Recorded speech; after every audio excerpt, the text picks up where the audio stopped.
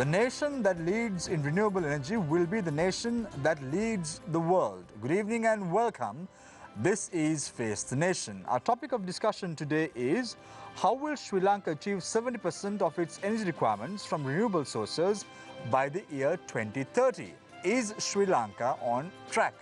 To discuss all this and more, we've invited the three guests to us this evening as well. Joining us this evening on Face the Nation are Parakrama Jayasinghe, President of the Bioenergy Association of Sri Lanka, Ranjit Sepala, Chairman of the Sustainable Energy Authority, as well as Sulakshana Jayawardena, Director General of the Sustainable Energy Authority. Thank you very much, gentlemen, for joining us this evening on Face the Nation. Let's start off tonight's show with Ranjit Sepala, Chairman of the Sustainable Energy Authority. Mr. Sepala, tell me, before we start the show tonight, with regard to the nuts and bolts of where we are heading as a nation, is Sri Lanka facing an energy crisis at present? Your time starts now. Yeah, energy crisis, you can say energy crisis when there is no generators to run or the feed to the system. So if it is no resources or whatever kind of plants not available, we can say there is a crisis. In that scenario, right now there is no crisis for the generation. But yeah, Ms. Sepal, we are all aware that there is a mix that is involved as far as energy requirements in Sri Lanka is concerned. We have hydropower right now. We don't have an issue because there's ample rain in catchment areas. Then there is solar power, the renewables that contribute to the grid. And then there's emergency power as well. That's a diesel power that is being generated right now to the national grid as well. So given that fact, right now there is no crisis, but there is a problem that we may face a crisis in the future if things don't go our way in the next few months or next few years. We might resort to obtaining emergency power once again, isn't it? Yes, emergency power may be required because as you all know, almost 70% we are depend on the thermal energy, but fortunately right now we have enough hydro, but to compete the requirement or the demand, so we definitely we require the I can't say definitely, but if the demand is high, so then the emergency power may be required, but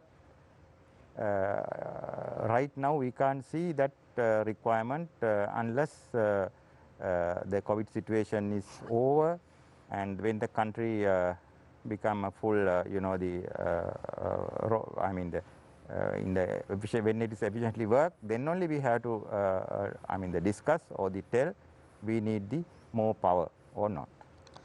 So you are saying right now, because of COVID, we don't have a crisis at the moment. However, when things improve, probably maybe after the 1st of October, we may move to a point where a crisis may take place in Sri Lanka.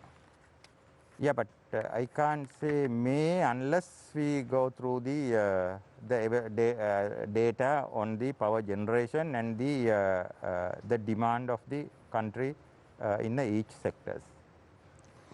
Ms. Sepala, let's talk about the Public Utilities Commission right now. They're forecasting right now, as we speak, we are in a dilemma with regard to sourcing power to the masses, to the country as a whole. We have not really projected what we require. We have not really been able to project the numbers properly. As a result of that, we are in a dilemma. We are in a challenging situation. Are we not in a challenging situation? Yeah, when you are saying dilemma, in what kind of resources you are talking? I mean, you are talking the resources or because right now the government has earmarked by the year 2030, 70% of our energy requirements will be from renewable sources. Yes. Are we on track in terms of achieving that? Yeah, but the thing is, when we say 70% renewable energy by 2030, if there is no resources, yes, then your question is okay. But right now, we have enough resources, not for the 2030, but we can go beyond that as well, right? So that means the only thing is we have to plan how we get the resources and how we connect to the resources. From the renewable, I mean the Sustainable Energy Authority, we already identified the resources and from where and how much required for the future demand. So from SCA or Sustainable Energy Authority, we already identified and we are developing what I mean the required resources. So see, what I don't understand is, Ms. Sepal, you're saying that we are not in a crisis at the moment. However, if you look at articles published on newspapers on the 4th of April 2021, just a few months before this date, the CEB is to acquire 3 private power stations in Sri Lanka, in Matara, Amilipitiya and Asia Power in Sapugaskanda. And you're saying that we are not in a crisis. Yeah, but at the beginning I told you that now we are in a different scenario or different environment. Right now we are in the COVID situation and all the factories not in line, and we have in other way our hydro resources also is capable to give the required power, and considering those resources, I can't see any crisis right now, but I can't say what is the CB plan, so they have to decide it. It may on a standby sometime. Right. Thank you very much, Mr. Ranjit Sepal, Chairman of the Sustainable Energy Authority. I now move my attention to the Director General of the Sustainable Energy Authority, Mr. Sulakshana Jayawardena as well. Sulakshana, thank you very much for joining us on Face the Nation today. We've been trying to net you for some time now, and finally we were able to get you to our studios and have a live conversation with you with regard to Sri Lanka's energy requirement, as well as whether or not Sri Lanka is facing an energy crisis at the moment. Sulakshana, we have a very ambitious target, 70% of all our energy requirements from renewable sources by the year 2030. Can we achieve this target, or is it just another statement that is made by the government with interest, with a petty interest in mind? Okay.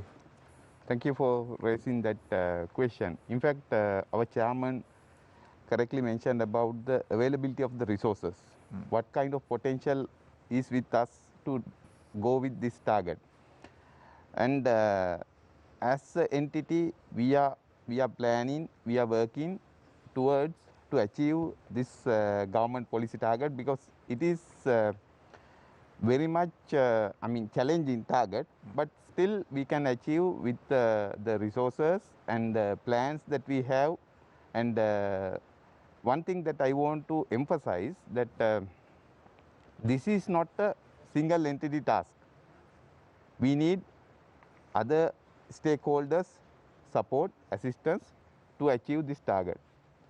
Especially the government entities like Ceylon Electricity Board, then PUCSL, Public Utilities Commission, and also other agencies like Central Environmental Authority and other agencies like Wildlife Department, Forest Department. Because when it comes to the renewable energy, if you consider about the potential, available potential, the places and the locations, most of the locations are sometimes in environmental sensitive areas like Mana, and also the Simbalandua, like those are the places where we have the potential. But if all the entities working together, closely associate with each other, then we can achieve this target, because government has decided to go with this target.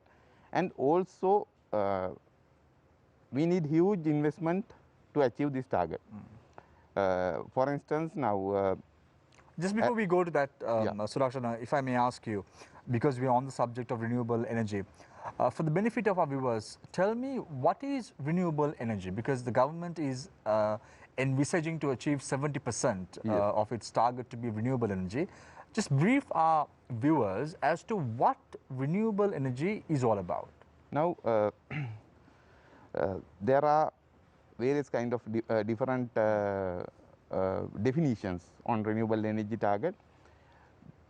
But what we use is when we use the particular source, if it is not going to deplete, or if you can use it again and again, that is called renewable energy.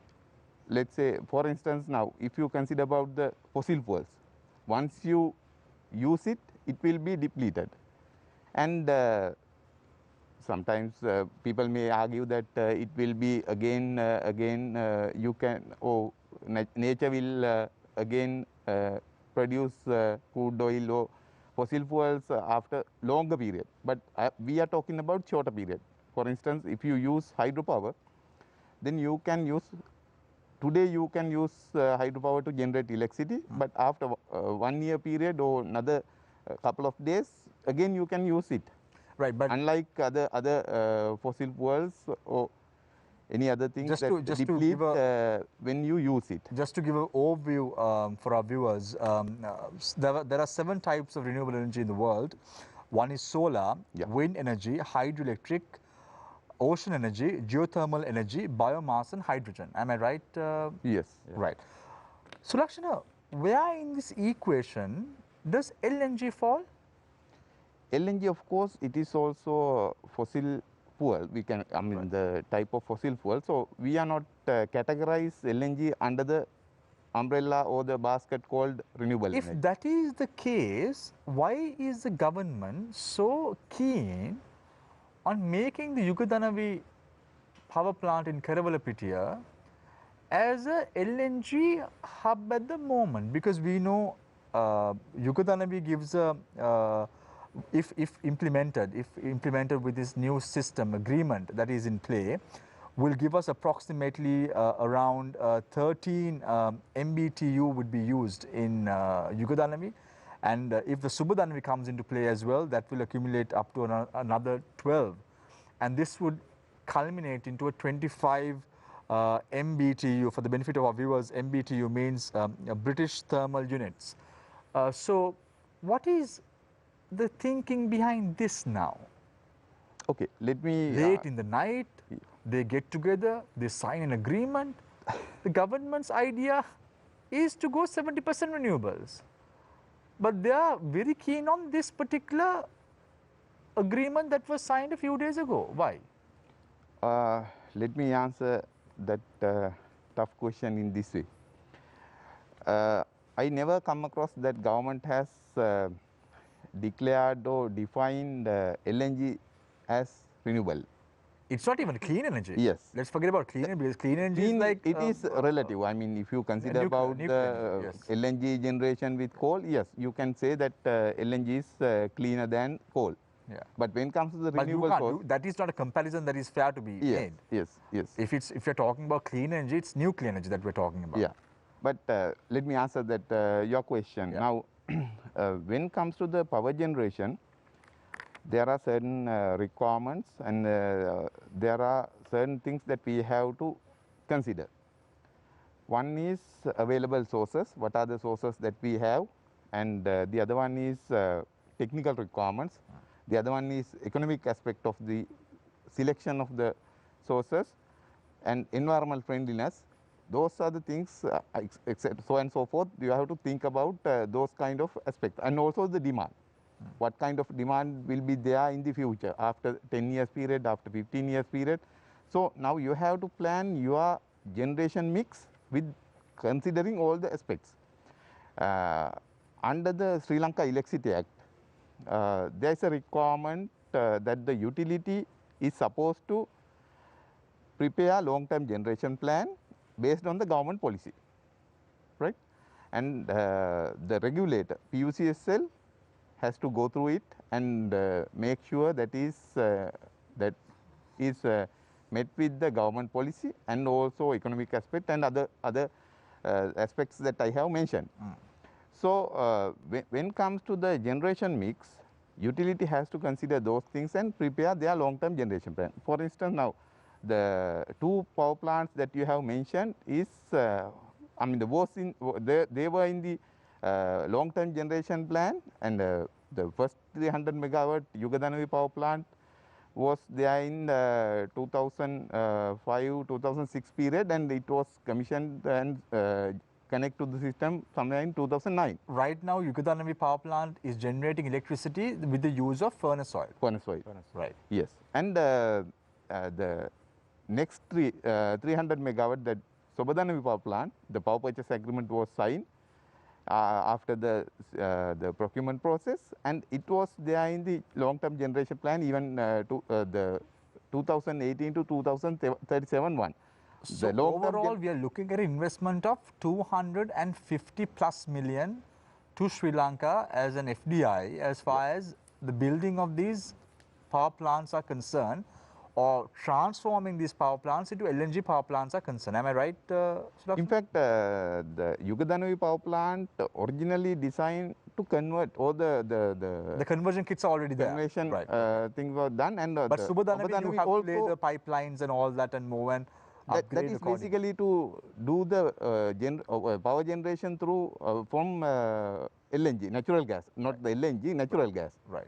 Natural gas is the source. LNG is the transport mode of the natural gas. And these power plants were in the long-term generation plan, and CB has followed the procurement process, and they have selected the most responsive, successful bidder, and after that they signed the power purchase agreement. Now the power purchase agreement is there with Sobadanavi and Yugadanavi. Right. The power purchase agreements are signed with those two power plants. So, but these two agreements have been signed, minus the new agreement that was signed a couple of days ago in the night. In fact, now, that is not there in this equation, because when the New Fortress Energy Company came into play with the 40% stake at the Yugadanavi power plant, these agreements have already been signed. The bidder have been selected, and thus they are generating electricity based on the agreements that have already been signed. Am I right? In fact, those I mean the matters are coming under the outside of our purview. No, I know. But just to give an overview to our viewers, because to understand this, renewable what has happened all I think all better this, to discuss that kind of things with the relevant stakeholders, like either CB and also the Treasury. No, but I'll come back to you, Mr. Sepal. I just want to speak to Sulakshana as well. So, Sulakshana, do you think there is a problem here? The problem here is not signing an agreement late in the night. That is not the issue. The problem here is the fact that Sri Lanka is going to lose money in the long run because there is going to be an LNG monopoly in Sri Lanka by the said New Fortress Energy Company in the future. Isn't that the biggest problem that we are having? Or you don't want to answer that question? Okay, you don't want to answer that question. Okay. As I told you. I don't want to put you in the spot, Sulakshana, but you don't want to answer that question, right? Yes. So, I now move my attention to Mr. Parakram Jayasinghe, President of the Bioenergy Association of Sri Lanka. So, I am going to pose the same question to you, Mr. Jayasinghe. My question to you is very simple. The problem here, now we know that there is an energy problem in Sri Lanka. If we do not manage our energy resources in the future, as Mr. Sepala correctly pointed out, we may go into a problem. But before that, proactive action needs to be taken. That has been established by Mr. Sepala as well as Sulakshana as well. Now, the government has a plan. That is by the year 2030 to move into a 70% renewable energy program. Now, I don't understand when the government has a renewable energy program in 2030 to have 70% of its capacity transformed into renewable energy. I don't understand why the government goes late in the night and signs an agreement. That's the question altogether. But that is not the question that I'm going to pose to you. My question is, what everyone is missing in this equation is, it is not the fact the government went ahead and signed an agreement late in the night. The problem is with the contents of these agreements in question, isn't it, Mr. Jayasinghe? Yeah. No. What's the problem then? Before coming to that, you must permit me to take this conversation little away. You come and talk to us whether there's energy crisis and all kind of things, but you're talking about electricity. do you understand that electricity is only 11% of our total energy? Forever in Sri Lanka, people talk about energy, talk about electricity only. They completely ignore the sort of the elephant in the room, right? So in that context, talking about electricity alone is not enough. And to again coming back to the question you asked from Mr. Ranjit, we have a crisis not in energy, in money. Right now, the problem is how to pay for the oil, to run oil or coal for that matter. Now today also I saw... It could be the case with LNG as well.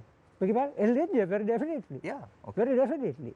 And also everybody, for the purpose of the people, they say no, we must reduce the expenditure on the oil imports and all that. So just you talk like that. But what they do is totally different. That is the situation here. Now, what Sulakshan said is quite right. Because there were a lot of objections against coal, although CEB, one of the earlier plans had, I don't know how many, 12 coal plants or something like that, but in the long-term generation plan, because that was the time there was a coal is the cheapest and that sort of thing, which I don't believe for a moment. But still that was the plan, and they were planning to do coal. Then of course there are lots of objections that coal is the dirtiest thing, and in time it was also shown, Mr. Ranjit also worked some numbers saying coal is not the cheapest, very definitely. PUCSL also in the 2018-37 long-term generation plan rejected the CEB plan, which they want to go coal and coal and coal. They said no, if you make the correction at that time when it was done. At that time, about 2016 or 17, LNG was a cheaper option. So therefore, the approved 2018-37 plan talked about LNG projects. Right.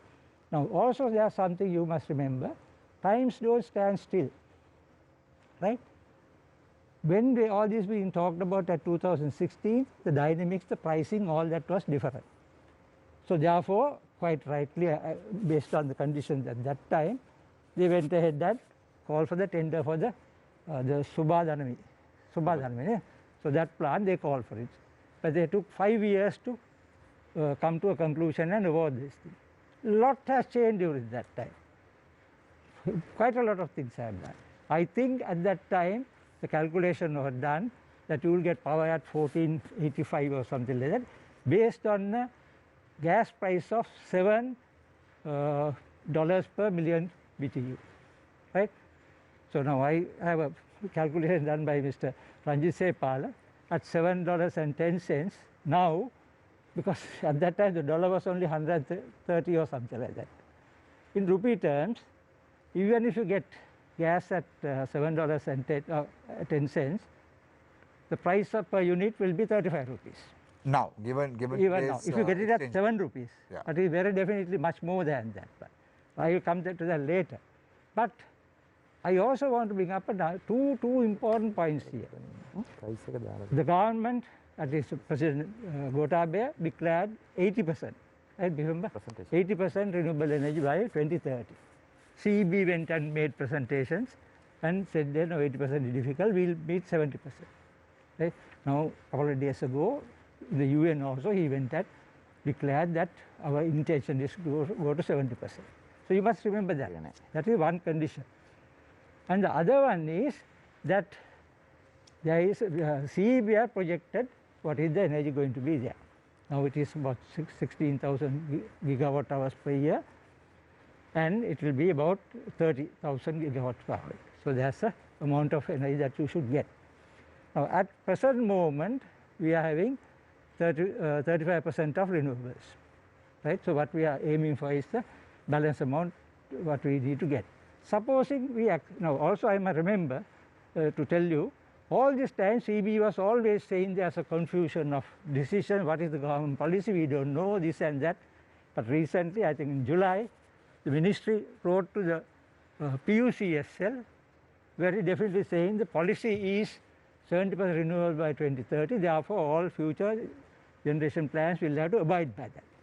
So on that basis, they rejected the last long-term generation plan submitted by the CEB. So CEB now required to come up with a generation plan which abides by that 70% renewable energy target. when you do that one, when you come to ask your question, you see, because CEB always says we are going to have power cut immediately, there are going to be all kinds of problems because we did not put up any major power plants in 2011, right? In 2014. 2014. During that time, nothing happened for various reasons. Let's not go back into that. Having said that one, you must remember, we have 228 megawatts of wind and also 440 megawatts of solar installed during that time. That's the only addition to the power generation, and both of them happens to be renewable. Mr. Sulakshan knows very well, CEB blocked all other renewable projects. Dendro, which I represent, mini hydro, waste to energy, all that were blocked by the CEB. So nothing added, otherwise we would have had a lot more than. Now, having said all that one, we must not lose sight of what is going to be the requirement to go up to the 70%, right? That when you put that one, say out of the 29,990 gigawatt hours, 20,000 something will have to be from renewable to be 70, right? Therefore, that leaves a gap of 8,997 gigawatt hours to come from the fossil fuel based power. That is 30%. Okay? Yeah. Now, out of that one, we already have 900 megawatts of coal, that works out 5,054 gigawatt hours, and also we have number of other plants, including Yugadanavi at this place. So there's a little marginal possibility that the Sobhadanavi can fit into that 30%. Right. So let's just unfold this issues which is at hand at the moment, Ms. Jayasinghe. Now, the government went ahead and signed an agreement with the New Fortress I have company. objection because now you are going to talk about there is more things to discuss about the renewable. No, we'll come back to I'll definitely. I'll definitely. Now, but you are non-renewable. No, for sure. No, for sure. I'll come back to that as well, because we're speaking about the electricity and the energy crisis in Sri Lanka. Okay. Then we have to touch about all these matters that have been signed and agreed upon by respective governments. If not, we will do an injustice on the part of the people. Having discussed about a renewable energy plan in Sri Lanka, whether or not the recent agreement that was signed by the government is fair or not. That you have more space to talk I about will definitely, 70%. I will definitely ask questions from you with regard to the renewable energy requirements in Sri Lanka. There is no question about that. Right. But with regard to the agreement that has been signed by the government of Sri Lanka, then I'll probably pose that question to Mr. Jayasinghe. Right. So, Mr. Jayasinghe, getting back into the nuts and bolts of this recent agreement that was signed, I'm just trying to figure out. We have signed this agreement for a period of 5 years. Am I right? Well, sale price is not 5 years. It will be 15 years. It's 15 years, but this is an initial agreement of 5 years. No, don't confuse these two. Yeah. Sale of shares is a, what do you call, exchange, what do you call it, the exchange commission, this thing, like we are going and buying some shares. Yeah, but the LNG liquid gas terminal has been given to the same company for 5 years without a proper tender procedure. Am I right on that? Right, yeah. Okay. I have actually no problem about the sale of the shares. Sale of the, that's for 15 years, there is no question about that. Now, the problem is with regard to giving the liquid gas terminal for a period of 5 years. What is the cost of building this gas terminal in question? Well, what I understand from a very convoluted document that have been submitted is that they are saying that they will build the plant and the pipeline, right? For how much? Well, there are no price to be paid for that, but they will have to get the monopoly of the supply and also the regasification. The monopoly as well. So now let's talk talking about these numbers. They have agreed to provide 35 MMBTU, that is million British thermal units, to Sri Lanka through this gas terminal in question. Am I right? They are demanding that we buy. They are demanding that we buy 35 MMBTU British thermal units per year. What is Sri Lanka's requirement at this very moment? At this moment, we don't have any LNG plants. But let's say if the Yugadanavi comes into play in the next 1.5 years or so, our requirement would be how much? Now, we can convert the Yugadanavi fairly quickly because it is designed as a dual fuel thing. So that would be That will require 13 MMBTU would be used at the moment. Yeah. What is going to happen to the rest of the MMBTU that we are getting from this particular company in question? It will go for another plant sometime. Yeah, sometime also. But the agreement says Is for a period of 5 years. Yes, yes. It does not So the say. question is for a period. I'll come back to you, Mr. Pal. Don't worry. I'll give you ample opportunity to talk about this. About if this is what you want to talk about, No, there is no problem. But I want first of all unravel this problem, and then we will get into the nitty-gritties of it. Don't worry. Yeah, I am referring to the cabinet paper that was submitted. Right. Okay. It says 175 million cubic meters for the 5 years. Right. It does not say 10 in the first year, 20 in the next year, or 30 in this thing. It says 175. So divide by 5 is 35. Right. Okay. So what is going to happen to the 22 MMBTU units? Yeah, you pay for it and do nothing. Who's going to pay for it? Is Sri Lanka. Sri Lanka. That is the people of the country has to pay for this 22 MMBTU that we have to purchase. At what cost? No, that is wrong. I think No, I'll come back to you, Mr. Sepal. No, I mean I'll open the floor for I'm not going to talk about the gas, but I'll come back to you. No, Mr. Sepal, if you don't mind, please let's first of all unravel this from Ms. Jayasinghe's point of view, and then you can explain or counter argue on that premise. So you have 22 MMBTU that the Sri Lankan government or the Sri Lankan people have to pay to this company in question. Yeah, because I'm going by the document that I have. Right. You will go and check it wherever it is to see whether it is accurate. Right. But my understanding, not only this one, all gas supplies comes with a take or pay. So TOP. 35 MMBTU is 378 million US dollars per year. Yeah. So where are we going to find this money, Mr. Don't ask me. No, you asked the earlier question, or Sulakshan said you must go and ask the stakeholder. I am the stakeholder because I am a consumer. I have a right in this one. You see, I do have a right. That is why we pose this question. Exactly. Now, this is the point I want to bring this conversation to. What are our rights as consumers? You can't have people whether signed in the night or otherwise is immaterial. These are things that can't be decided by few people committing the whole country to an unknown risk. And along with all kinds of complicated these things which we don't know anything about. That is the question. Right. Who's going to answer that question? Right. So we'll come back to that as well, Mr. Jayasinghe. So I want to open the floor for questions from our journalist. After a long time, Nadeem is joining us this evening on Face the Nation. But before Nadeem, before coming back to you, I just want to pick Mr. Sepala's brains on what he wants to say about the recent agreement that was signed between the government and the New Fortress Energy Company. Yeah, I have no details about this agreement. Right. But, you said it is signed on night. Whether it is signed on night or daytime. Now you were also talking in the night, right? Yeah. So then I also can ask why you are not talking about with us on the daytime. Mr. Sepal, if you recollect right, when you were in the Port Authority, I'm just the expansion of the port project was signed even in the night. Of course, yes. Yeah, so this was again during the Mahinda Rajapaksa era. So this is not something new for the Rajapaksa regime to sign documents in the night. That's a different question altogether. So the question right now is not about signing the agreement in the night. No, there is no question about that. Whether they sign during the day or night or whether it's going to be wee hours of the morning, that is not the question here. Yes. The question is with regard to the contents of this agreement in question. The contents of this agreement in question says that the Sri Lankan government must buy, they demand that 35 MMBTU has to be bought by the Sri Lankan government in the first 5 years. The Yugadanavi power plant can be converted into a LNG power plant within a matter of months. Within a matter of months, so there is no question about that. 13 MMBTU would be utilized for this power plant in question. There is no question about that. We are not arguing on that premise at all.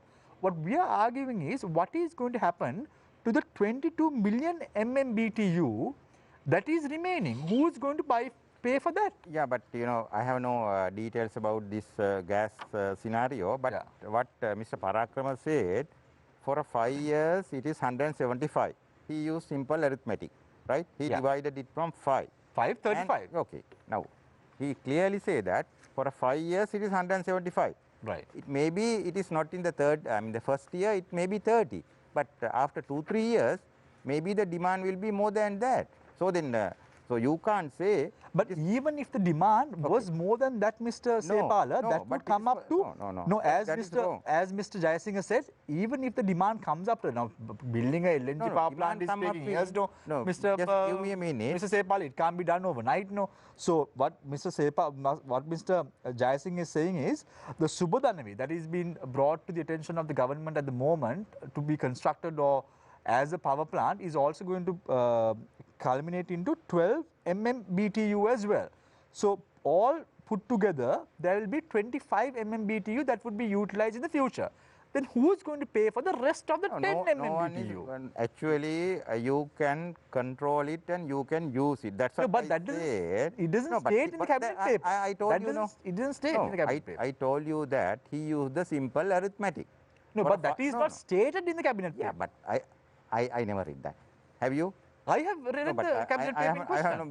Without this content, I can't say these things. But anyway, I am worried about this discussion because there are many things to discuss about 70%. Now you are talking about... Absolutely, Mr. Sepala, there is no question about give a minute, whether or not we have to talk about this problem. You have now, but right now, there is an issue at hand as well. So we have to focus our attention on that as well, Mr. Sepala, because that's very important. Because if we don't talk about the present crisis that the country is facing, then we won't do justice to our viewers. Okay. So we will talk about that. We will talk about the 70% requirement as well. We will talk about the agreement that is going to be signed. I told you don't have to answer those questions. Let Mr. Jayasinghe answer the question. But if you want to answer that question, you are free to do that as well, Mr. Jayasinghe. There is no question about that. If you want to speak about it, if you want to counter argue, I can't stop you from doing that because this has to be a democratic country and a democratic program.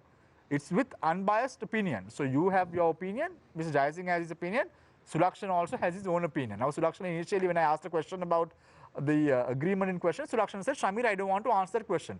Did I force you, Sulakshan, to answer that question after that?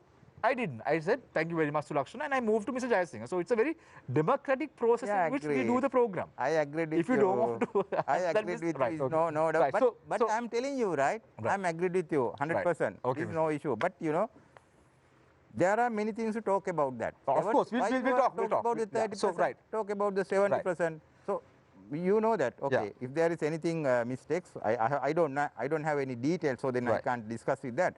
Yeah. But in fact, that's why I told you that if now we are representing Sustainable Energy Authority. Absolutely. And the matter is being discussed outside our scope and our purview. So, Sulakshan, I did not at any cost say that I am going to ask you questions about the agreement in question. Now, when I asked you a question, you said very strongly, you said, Shamir, I don't want to answer that question because I am not a stakeholder. Did I pose a question to you after that on that? No, Chamir, the other thing is now so, but when I speak to Mr. Jayasinghe, my line of questioning will be a bit different. So now let's get back into the topic. Will you 70%? If 70%. We can confine to the topic, that is better. I have a few questions. Can I come back to 70%? Yeah, okay, 70%. Like, no. Before that, I want to tell you that there are many interesting things to discuss about that. Let us now decide. you are talking about that. Mr. Sepala, let us decide what is interesting to the people. Yes or no, because we've been doing this job for the last 25 years as journalists. So we don't have to. You don't have to. If you ask, particularly tell me what is interesting to the people or not. So anyway, I'm happy about talk about 70%. Right? Now, at least now, let's assume that 70% is firm. Nobody is going to say no, it is not 70%, 60% or something like that. Right? Moment you say that one, again going by what CEB has published, we have the numbers. Like I said, we must have 20,900 gigawatt hours by 2030 from renewables. And that leaves very definitely a margin of about 8,900 gigawatt hours, which must come from the fossil fuels. We do have at the present moment, like I said, Kerala PTI is producing 5,700 gigawatt hours. You see, it's not the total capacity of the 900, it is much less because they operate at about 60% plant factor, plus a number of other Kalanitisa power plants and all that, so that those two all put together right now is already at that point, right? But assuming, because there are certain ideas that some of the power plants will have to shut down during this 10-year period, therefore, you might argue saying that the Subhadanavi power plant, 360 megawatts, will be needed if you have to remain at that 70%. Okay? So that is that allocation for fossil fuel is already filled. So that is why I have to come back to what Ranjit said. You see, about this 175, there will be other power plants coming, therefore we can consume it. That is not going to happen if you are firm about the 70%. Sulakshan, Sorry, sorry for the interruption. I just try to explain about the planning. I mean, now if you think that this will be the demand, now we have forecasted or predicted certain amount of energy which will be there in 2030. Based on that, we prepare, we means utility prepares long-term generation plan. They have identified different technologies, different capacities to be added to the system in coming years. Now, the planning process, to make aware the general public, I would like to share the information about the planning process. This long-term generation plan basically prepares for 20 years, which will be reviewed by every 2 years. Why we are going to review it? To understand, to cater the changes, because energy sector is a dynamic sector. You know that in each year the demand growth, it is approximately 5%. And now you can't see that with the 2020 and 2021 because of this new normal situation. But in normal period. Mr. Jayawardene, let's take a brief example. Let's take the past 10 years. We'll look at demand growth. So from 2010 to end 2019, what was the growth? It is vary. I mean, if you go through the long-term generation plan historical data, you can see some years it is approximately 3 to 4%. Some years 5%, some years 6%. What is the current energy mix? Now we're talking about 30-70 by 2030, which is only 8 years away, and 8 years flies. What is the current energy mix? Where are we at renewables right now? Renewable, of course, if you consider about the present demand, it is, let's say, 2020, it is 36%. 36%. 36% is coming from renewables. From renewables.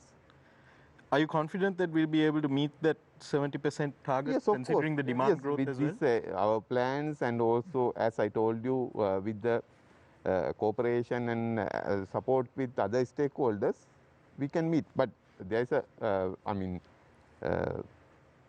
there is a requirement of huge investment to meet that target. On that investment target, Mr. Sepala, in June, you delivered the keynote address at a forum with several German companies. Yes.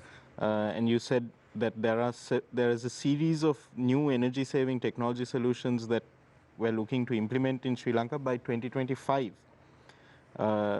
You mentioned that we're looking at we are planning for many alternative generation projects which would generate around a total of 167,600 megawatts. These estimated resource potential would be from solar rooftop 100,000 megawatts, from solar power land-based 35,000 megawatts, from solar power floating 2,500 megawatts, from wind power 9,000 megawatts, from offshore wind 20,000 megawatts, 700 megawatts from biomass, 200 megawatts from large hydro, and 200 megawatts from small hydro. Yeah. Is this possible by 2025, Mr. Sepa? No, 2025 I think it is wrong, but because you know 22 we have to connect, we have to give the resources according to the requirement. So I mean some basic understanding is required, not like other businesses. You know, when we count about the electricity, the demand and the supply should be 1-to-1. Even in a single kilowatt to be 1-to-1, right? So the reason is it is depend on if any changes in the demand or the supply, the system will we can see the difference. Mean it may be a voltage or may be a frequency. So that means it should be a 1-to-1. So we have to connect the you know the resources or the generators according to the requirement. You may be, some are correct, but I can't say what are those things, but Mr. This is what the Daily News is reporting from your speech okay. on June 1st. Maybe, I don't Some know. of them are, I think, potentials. Yeah, potential, maybe potential, right? Those large figures, potential. Large figures may be potential. So yes, when you talk about 100,000 But megawatts potential from within rooftop, 2025. 100,000 megawatts from rooftop, how many households are we talking about? Not 100,000. Actually, right now we. You say solar rooftops, 100,000 megawatts. No, I'm reading the same article that it may be Nadeem, 1,000 megawatts 1,000 by megawatt. 2025. That is correct. Okay. 100,000 households. Maybe 100,000 household. That's Mr. what the Tebal, I policy. think you might want to ask the Daily News Daily News to for correct correction, that, yes. Yeah, but you know. to correct those statistics. Yeah, we will see. But anyway, if we go to correct everything, so it may be another issue. But I know that. Anyway, No, let's get into the real crust of the matter, will you, Mr. Sepala? Now, when the Sri Lankan government in 2016, when the Surya Bala Sangramya came into play, Right. we had a very steep target. Okay. There was concessions given for solar rooftop individuals to put up solar rooftops. There were a lot of action taken. I remember the minister at that time was Minister Ranjit Simbalapiti, if I'm not mistaken. There was a lot of effort taken at that time. What is the progress of those actions now? In 2016, the government started this project. Right. Right now, this is 2021. How many households are having solar rooftops in their households at the moment? Yeah, actually, if I say around 28 to 30,000, 28,000, right? 32,000. 32,000? Yeah. 32,000. Yeah. What is your 32,000. target? That means 400 megawatts on. No, what is your target now? 32,000 is- households. No, no. It's not the number of households, are- how many megawatts. How Yeah. many megawatts? Yes. So, what's the target? 1,000. Target 2025. Our target is 1,000 by 2025. So, how many households would that be approximately if they're using a 5K solar rooftop Yeah. in their rooftop? We can say it is. What 200,000 will give you? 120. Yeah. Yeah. Around 100,000. 100,000. But the problem is, Mr. Sepala, now let's forget about solar power at the moment. People don't even have money to eat. Will they go and invest so much of money for solar power projects? Mustn't this target be revised by the Sustainable Energy Authority? No, I mean, what you mean, money, no money mean to whom you are? I am no talking money. about the people of this country. No, but you know, I think you don't know. You're talking about 200,000 no, people. Remember that. To put up a low solar interest- rooftop okay, in a okay, household, just it's me, around 700,000 to 800,000 Okay. rupees. If you are investing something, so that means you have to ensure that whether you can recover it, right? That system is already available. One thing. Second thing is, The recovery period is at least 7 years. yeah, 7 years after that you are getting free electricity now, and you can get some more money. I mean that is the best investment right now. I can confirm that. I agree. Right? That's the best best investment in the country right now. So that means it's a guaranteed, and after only 7 years, 7 is nothing. But after that, you can get the free of electricity, or otherwise you can get the money to your account. And this is one. The second thing is ADB, through the ADB loan, right? The government facilitate for the 4% interest. 4%. This is the minimum interest rate. And actually, it was over by last, I think, in July, right? Yeah. June. June. By June, it was over. And we requested again. And the ADB was agreed to give that. And it will start from the January as well, another 50.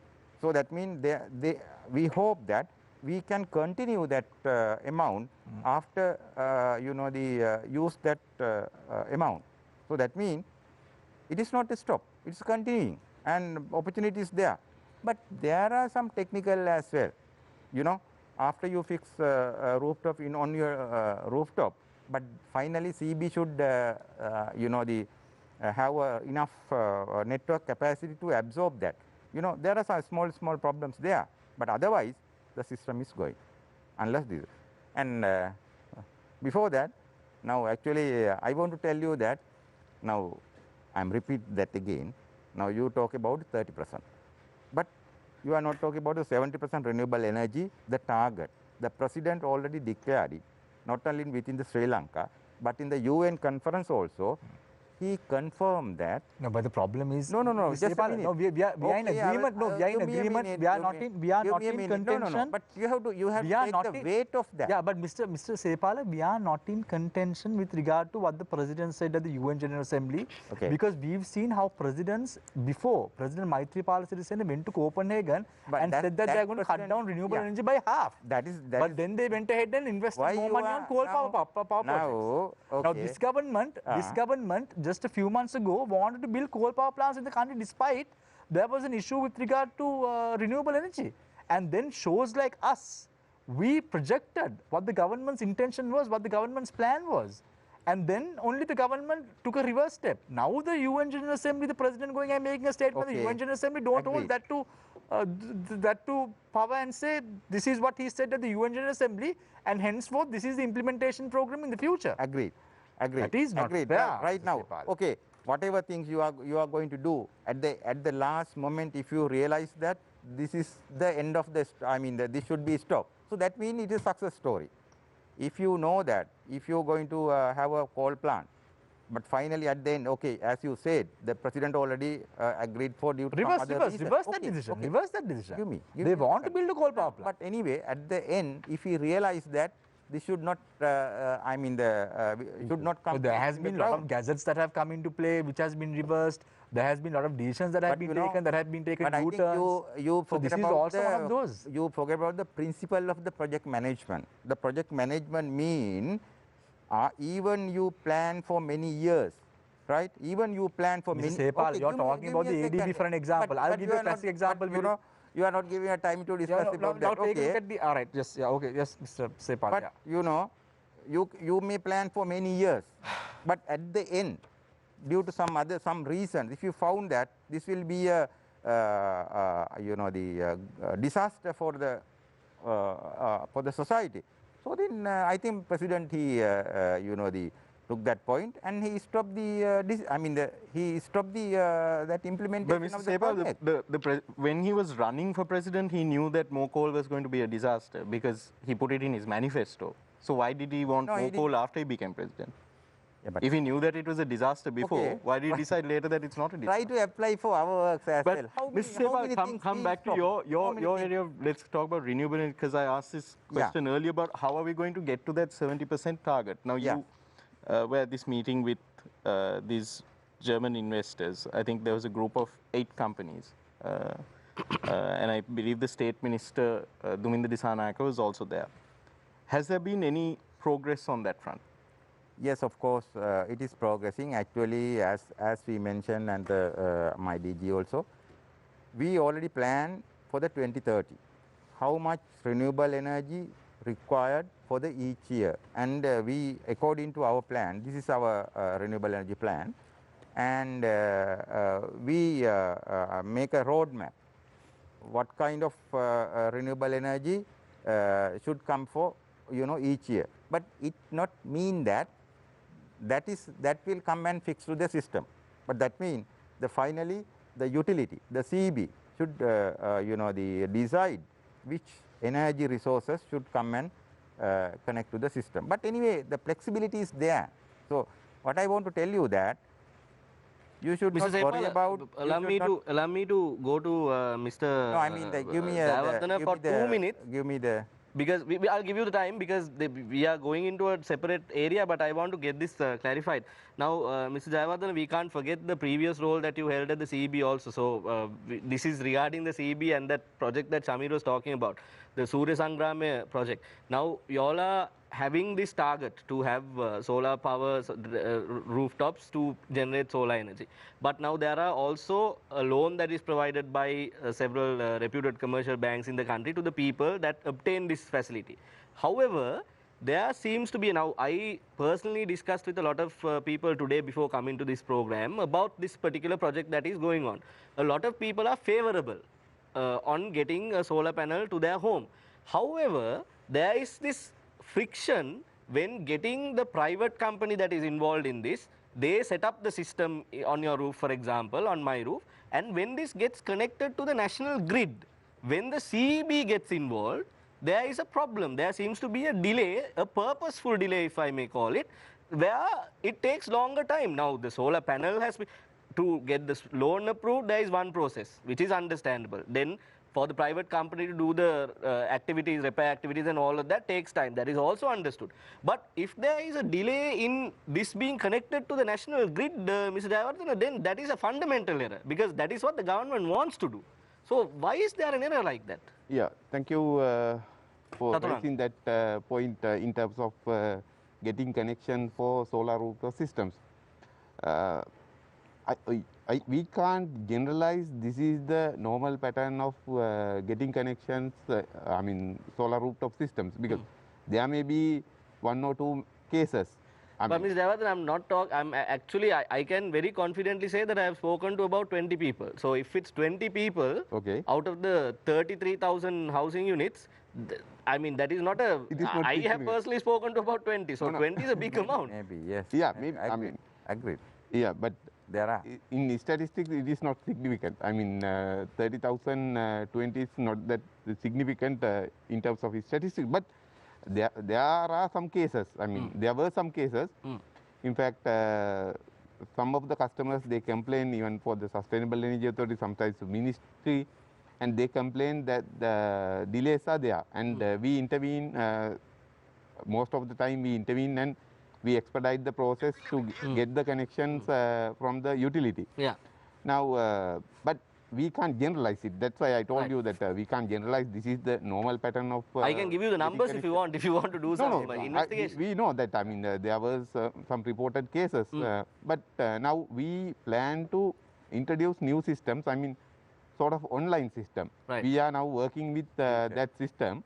So very soon we will implement it. Then that kind of issues won't be there. I mean, after a couple of months, you will see that the system, because now we are working on it. But Mr. Jayawardena, what is Jayasinha, the- if you don't mind, I'd like to get your, now you mentioned earlier on the show that, you know, when we're talking about energy, we shouldn't just be talking about electricity. And actually, CB and CPC are two Ambayaluas, let's say, although they're not very friendly these days if the word on the street is to be believed, because CPETCO has apparently asked CEB to look after their own fuel requirements, that, and CPC is one of the biggest creditors of the CEB. We're in a situation where the Secretary to the President has said that, has asked India for a $500 million credit line to purchase oil for the country. To purchase? To purchase oil. The Foreign Affairs Minister, Professor G.L. Piris, has made a similar request to get oil on credit from the UAE. The Minister of Petroleum Industries or Petroleum Resources, Minister Uday Gammampila, was in the, or is in the Middle East rather. He was attending an energy exhibition or energy expo. And he had also had meetings with several parties trying to sort out some things. Now, the former Prime Minister Ranil Wickremesinghe said something very interesting recently, that the lockdown is not being lifted because of the fuel crisis. He says that by October 1st, there's an expected delivery of diesel. And if that does not arrive by the said date, he seems to have an indication that it is not going to, that this will affect numerous sectors, namely public transport, but also it could affect power generation. Given the state of the situation where it is, especially with our oil fuel requirements as well, not just for electricity, but also for transportation, isn't this a full-blown crisis right Yeah, now, it and not is, a it is crisis true. that's waiting to come? Yeah, exactly. This is what I told you. We have a financial crisis, not an energy crisis. We have enough generation capacity at the moment. But that generation capacity is no use unless we have the money to buy the coal and the oil. That is the situation. And you are quite rightly, now at least you are moving in the direction I want. Energy is not electricity only. Mr. Sepala, you said now, right now, because of reduced demand, owing to not a lot of people being at offices and industries also running at low capacity, we're able to meet, the CB is able to meet the energy or the electricity demands of the country.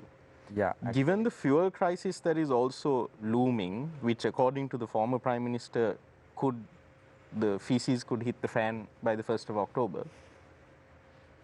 If there is a shortfall, God forbid, in hydro power generation, will this cause problems in fuel in our emergency power source, which is basically fuel, diesel and furnace oil?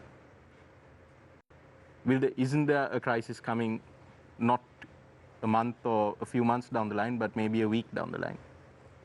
But as I mentioned, there is no crisis right now. So I think, right, according to the available data. So then we don't want to talk about the crisis since we have enough generators according to the current situation. But as I'm repeating again, unless we get the correct data, we don't know that how, when the system will come back, come to the, the line for again, and we don't know, right? So then only we can decide it whether it is a problem. But anyway, now again I have to tell that you are talking about the LNG gas. No, I'm not talking about LNG gas, I'm talking about diesel. Then you are talking about.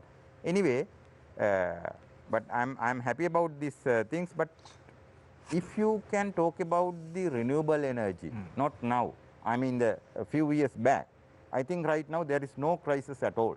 Why? We don't want to any dollars or nothing to Exactly. bring the energy to the country. So what have been the biggest? Now you said that why it is not happened now many years.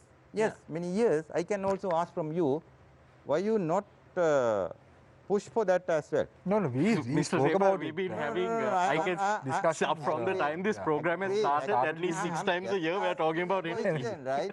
No, that means At least 6 times a year we are talking about energy. No. We've had representatives of the CEB, the CPC, the CEB Engineers Union, independent activists, the Public Utilities Commission. We've invited the We've Sustainable spoken about Energy Authority, the CEB's but long-term no one has generation come. expansion plan. We've highlighted the problems with the long-term generation expansion plan, the loggerheads between the PUC. This is a discussion that have been happening for, when did we start this program? 2015? 2015. 2015. From the time we started this program, at least 5 times a year, this is the main topic. It's At a least pity 5 that the times a year. Sustainable Energy Authority has not come on the show. That's why I said I tried to get Sudhakshan before. Yeah, and he you refused know, to come. I will tell you. Let me answer that question. I will tell you some figures, right? Now you are talking about the diesel and the gas. Mr. You know Sepala, how much we are if the losing. government is not concerned about LNG, why go and sign an agreement? Why? Anyway, this is not If the renewable forum, energy is, if renewable energy is what the government is envisaging in the future, why did they go and sign an LNG agreement? yeah, but LNG is also required. I'm not discussing about the price, but LNG is also required. But you know that this price is not workable, no? yeah, but 378 million US dollars a year. I can't argue with. Otherwise, I will argue with No, next. 378 million US dollars a year, Mr. Sepala, is not practical, no? Yeah, but The government can't even find money to buy fuel, as Nadeem said. How can they spend 378 million US dollars per year for LNG? not 375 million. 378 million US dollars. The take-off pay amount comes to 375 million.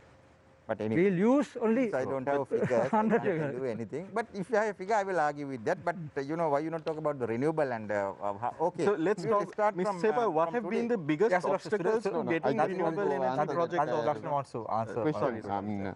Now, if you consider about the today's generation, the demand was, yesterday, today, still we are in the today, so we will get the figures by tomorrow.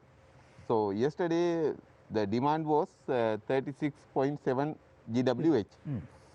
Out of that, 35% from hydro and another 50% from coal and renewable, let's say, of course, there is no figures about the mini hydros and solar rooftop systems because you can't get the real-time data from those generation. But still, ground-mounted solar, of course, contributed 0.5% and wind 8%. likewise, the generation contribution is that something like that. And if you consider about the hydro, now at present, the main 6 reservoirs, we do have 77% hydro capacity. So fortunately, we had a good inflows because of this weather condition, and now I mean, we sort of safe situation we are in because of the hydro capacity. So the thermal contribution is around 4%. That means the Mr. Jayawardena, since you bring this point out, yeah. We have to also keep in mind that there was a power outage in the country a while back. When you were also a part of the Ministry of Energy, there was a power outage. Yes. Then you all carried out a investigation into that, whether to find out whether it was actually a person. Now there are issues like this is pinned on one person, where NMRA data is deleted, it's put on one person. When the CEB matter happened, it was told that there is an investigation going on to figure out whether it was the mistake of a person. Now, Mr. Jayawardena, everyone is at home these days. Almost the majority of the people, except for essential services, are supposed to be at home. There is a electricity demand that is going on, and the electricity demand is increasing. Is there now we are talking about sustainable energy. Let's first talk about sustaining the energy that we have at the moment. Is there a power crisis at this moment? If I ask you, is that what you're trying to say by the numbers? What do those numbers mean to the people? You all will say 70% is generated like this, 2% is done like this, 1% is done like. What does that mean to the people? Does that mean that there will be a power crisis in the short term, long term, or in the medium term? Or no, there is no crisis? If you are getting reliable quality power supply, people don't worry about the whether we are getting it from which source, because you can't differentiate this is getting from this, then this is. Yeah. But of course, the main concern of the customers is no breakdown power. No breakdown and uninterrupted reliable power supply. Understood. If we can ensure that. No, but that's not a fair argument. No, I don't agree with that. You can't say people are not concerned when they go and put the electricity, if there is electricity, flow of electricity. No, I'm talking about the short term. If that is coming at emergency power prices, if that is coming at diesel prices, now then the people have to be concerned about it. Because at the end of the day, so Mr. Jayawardena, this point is because when there is this is a pattern. We as journalists, we have seen this pattern. There is a point in time where you say low rainfall and the reservoirs don't have water. February, then March, April. You all then call for emergency power purchasing agreements, and then you all go for emergency power, and then we at the expense of the general public who are paying those bills have to go and pay. Then we say the minister coming forward and say, if you don't pay the bill, we have no way of running the ministry. If you want to know the time frame, Mr. Lakshana, it's between February, March and April. Simple, this is complicated issue. Because one thing is adequate generation and timely implementation of the identified power plants. And how we are going to meet cost of the generation. Now, let's say we are going to introduce low cost energy, like renewables. Renewables, of course, if you consider about the recent past, we plot the renders and we got 12 rupees, 10 rupees price, right? And if we are going to introduce low cost energy and timely implementation and demand growth, because if the living conditions going to be changed and people switch to the equipment, appliances, then what kind of and development, all those things we have to consider in terms of supply of energy. So and in that context, renewable plays vital role, right? Because now, as you very correctly mentioned, sometimes you won't get enough hydro generation because dry condition. Some years, of course, we come across some years with very low inflows because dry years. Right now, this year is sort of wet year. We can say this is wet year because we had enough or adequate rain.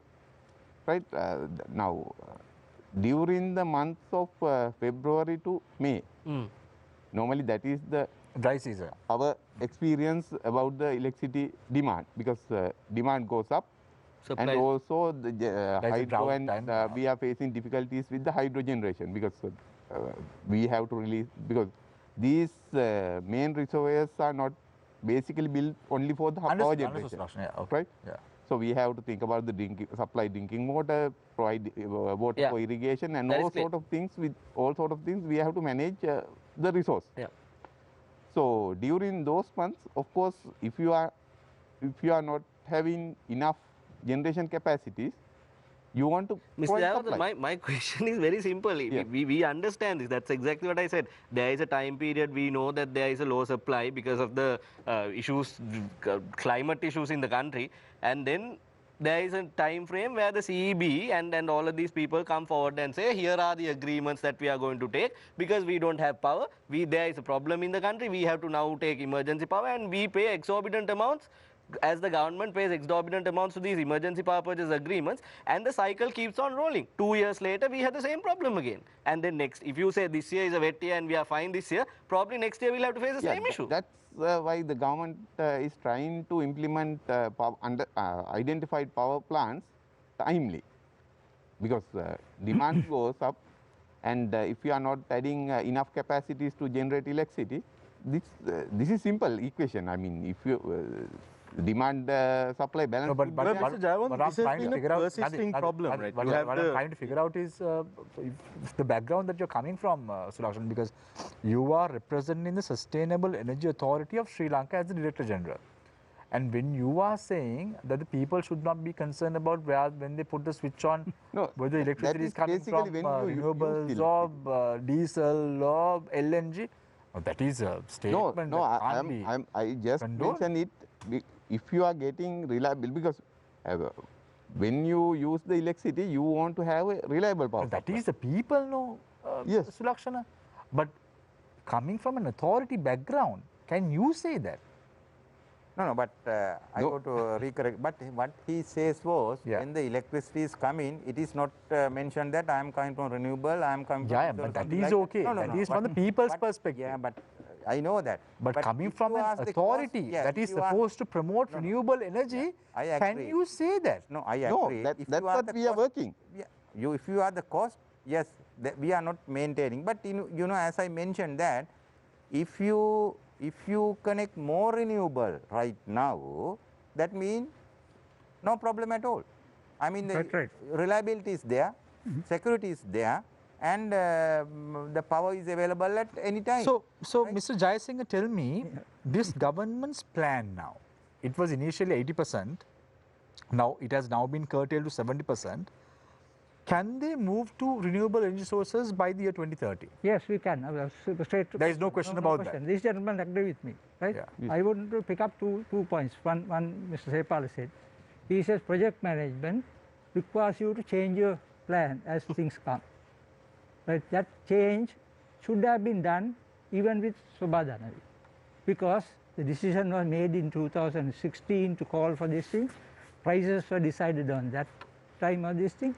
The condition of the SPPA, the government is required to provide the gas, right? Now government is now in a bind because gas at that time was $7.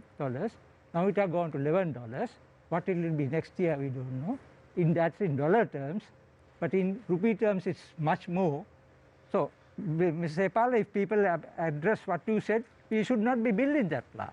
No, that is my point as well. Why do you want to build an LNG power plant if our action is to make sure that we move towards renewable energy by 2030? Yeah, that's beside the point. You see, as a project manager, you are going for a project, you have certain parameters. You see, for whatever reason it has got delayed, you have to go back and see what are my parameters. Is it worthwhile anymore? I want to come back to before talking about the 70%. Electricity Act requires us to be generating power at the least economic cost. That test has to be made. The moment you do that one, Mr. Sepala's numbers are with me, it's stupid. I will forgive by saying so. It is utterly sort of unimaginable. Why are we building that plant which is going to cost 35 rupees unit? That is certainly not there. And they complain about the rooftop tariff, right? And I must also take this opportunity to take my hats off to Sustainable Energy Authority. Without them, we wouldn't have this 32,000 rooftop connection. We had a target of achieving 200 megawatts by 2020. Now we are 367 rooftop. right? And we have a target of 1,000 by 2025, certainly, but that must have the buying in of the SC. Now, when you say, Mr. Jayasinghe, about not having the most cost-effective methodology right now with the CEB, what do you mean by that? No, the simple test to be done. No? Like I said, we have two conditions now. We are required to have 70% renewable by 2030. Therefore, that gives you the amount of renewable energy we have developed. At the same time, Electricity Act very clearly says that it should be the least economic cost, which is be tested by the PUC itself. So we are waiting for the long-term generation plan of the CEB, which should match that policy target and also show these are the options I have to meet the least economic cost. Let the PUC itself test it out. Right. So now, with the building of this LNG power plant in the future, how much would be the cost per unit? That's what, according to Mr. Sepala's calculation, 35 rupees. 35 rupees. It will be more because that was calculated on the basis of $7 per million BTU. Now it is 11.1 US dollars. Yeah. So there are two methods in this cabinet paper, Mr. Jayasinghe, that they're talking about. One is the Henry Hub method, and one is the Japanese Korea method. Yes. So at the Henry Hub method, it's at 11.1. Yeah. But with the Japanese Korea method, it's 21.86 US dollars. Now, which method are we going to purchase the? You ask me. Henry. Henry what? Who is? I mean, those are questions to be answered because that's what I said. I am confused as well. Now you say 11.1 US dollar. Okay. However, in the cabinet paper, it very clearly says that there are two methods. One is the Henry Hub method, exchange rate. Henry Hub method into 15% plus 5 US dollars. Yeah. And then they talk about a 21.86 Japanese Korea method plus 1.15 US dollars. Yes. So which method are we talking about now? I don't know. Because this one and a third one. I'm repeatedly telling that actually I don't have any idea about okay, gas. So you have not read the article, so no problem. If you ask I respect yeah. So leave the LNG out. Yeah. Leave the LNG out. Let's go back to see how we are going to get this. Right. So right now, renewable energy is a big question mark. It's not a small question mark.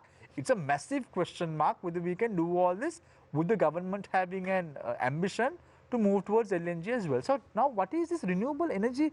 We are talking about how much is it going to generate to the national grid?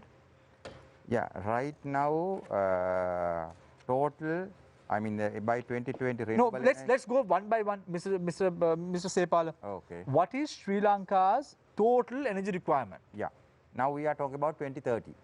No, we are talking about right now. Present time. Present, this very moment. Okay. Right now, 16,000 gigawatt hours, the average requirement. Yeah. 16,000 gigawatt hours. Gigawatt hours. Right. Per year, right? Per year. Yeah, right. Right. Per year, 16,000 gigawatt hours. Oh.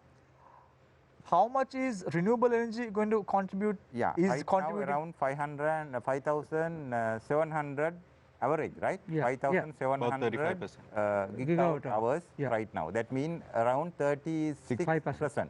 Right. 36%. Right. We are talking about last year. Last year, yes. Last year. Okay, This year is still not finished, right? Hydro. Major hydro right now, 1,200. 1,300.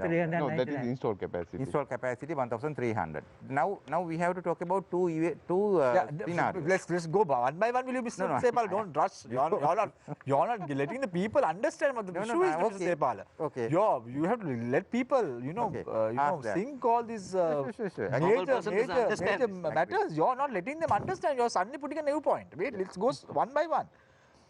5,700 gigawatt hours, 36% renewable energy, 1,300 hydropower. Yes. How much is diesel?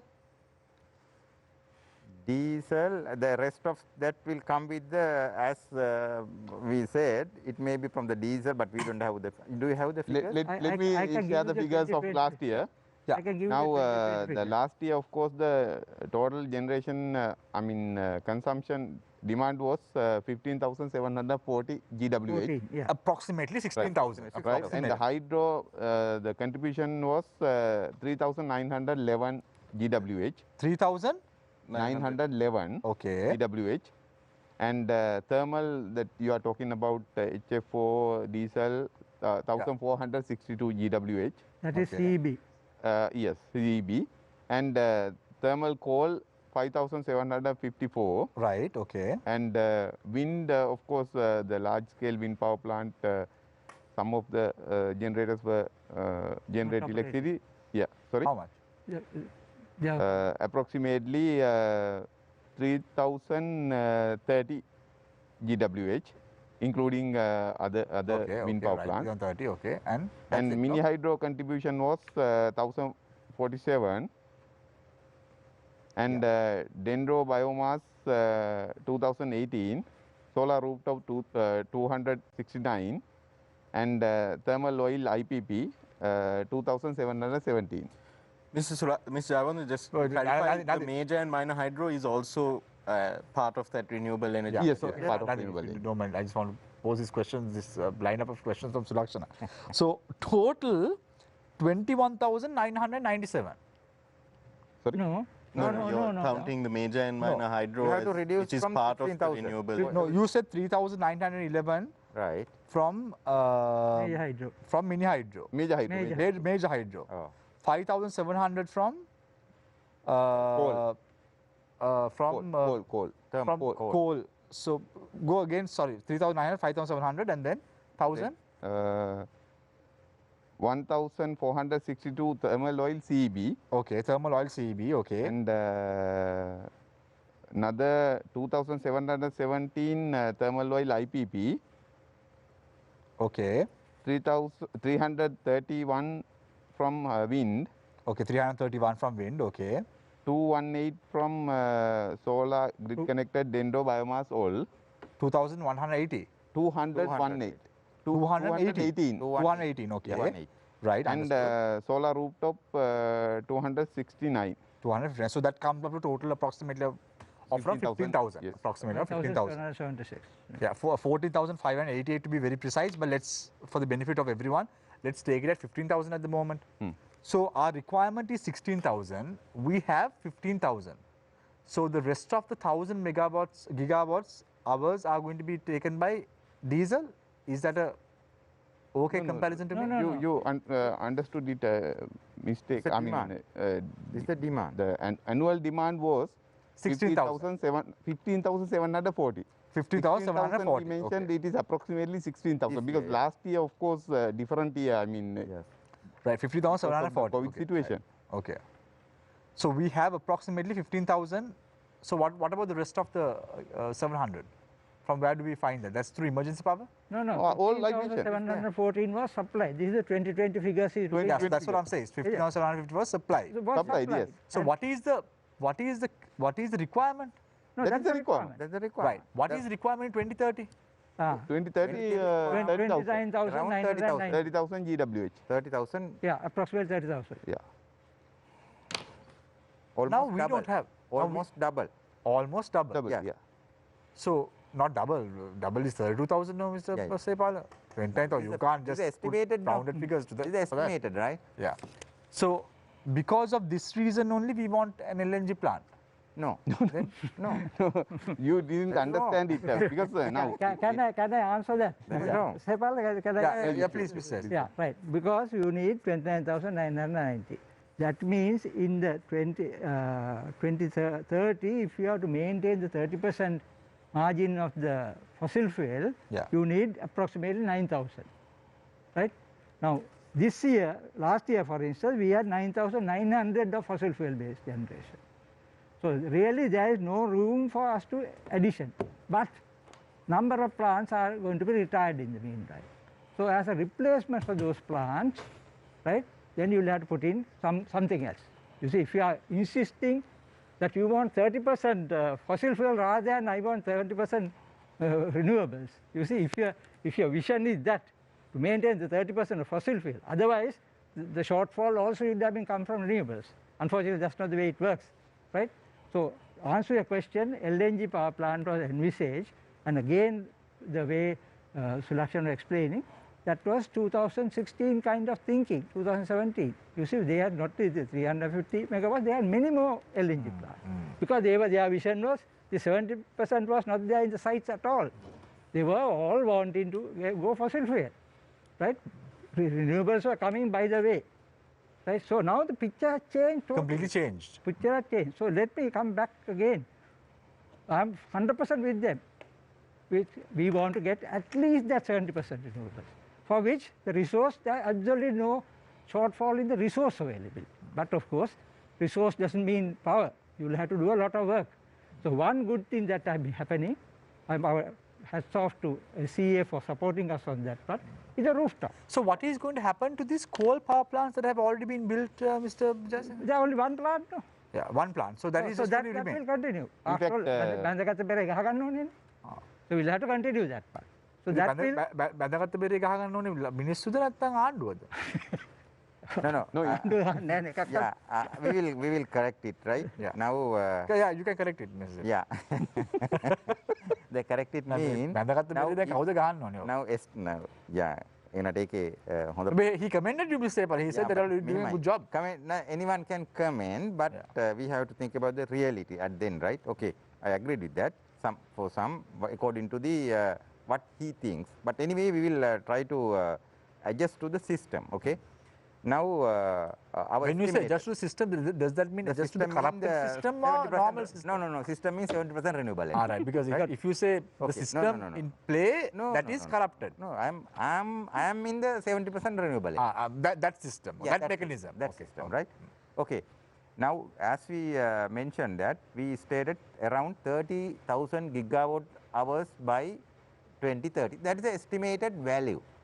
Estimated value. But it may be based on the data available with us now. No, that's what is given in the CEB projection. Yeah. If now people are going to use the electric cars, say 4 million electric cars, right? So that means the demand will be more than that. I don't, Mr. Sepal, don't get me wrong. I don't think that we can get down 4 million electric cars by the year 2030, because right now there is no thinking at all to get down vehicles. Because now if you look at the prices, people are trying to sell vehicles and buy houses.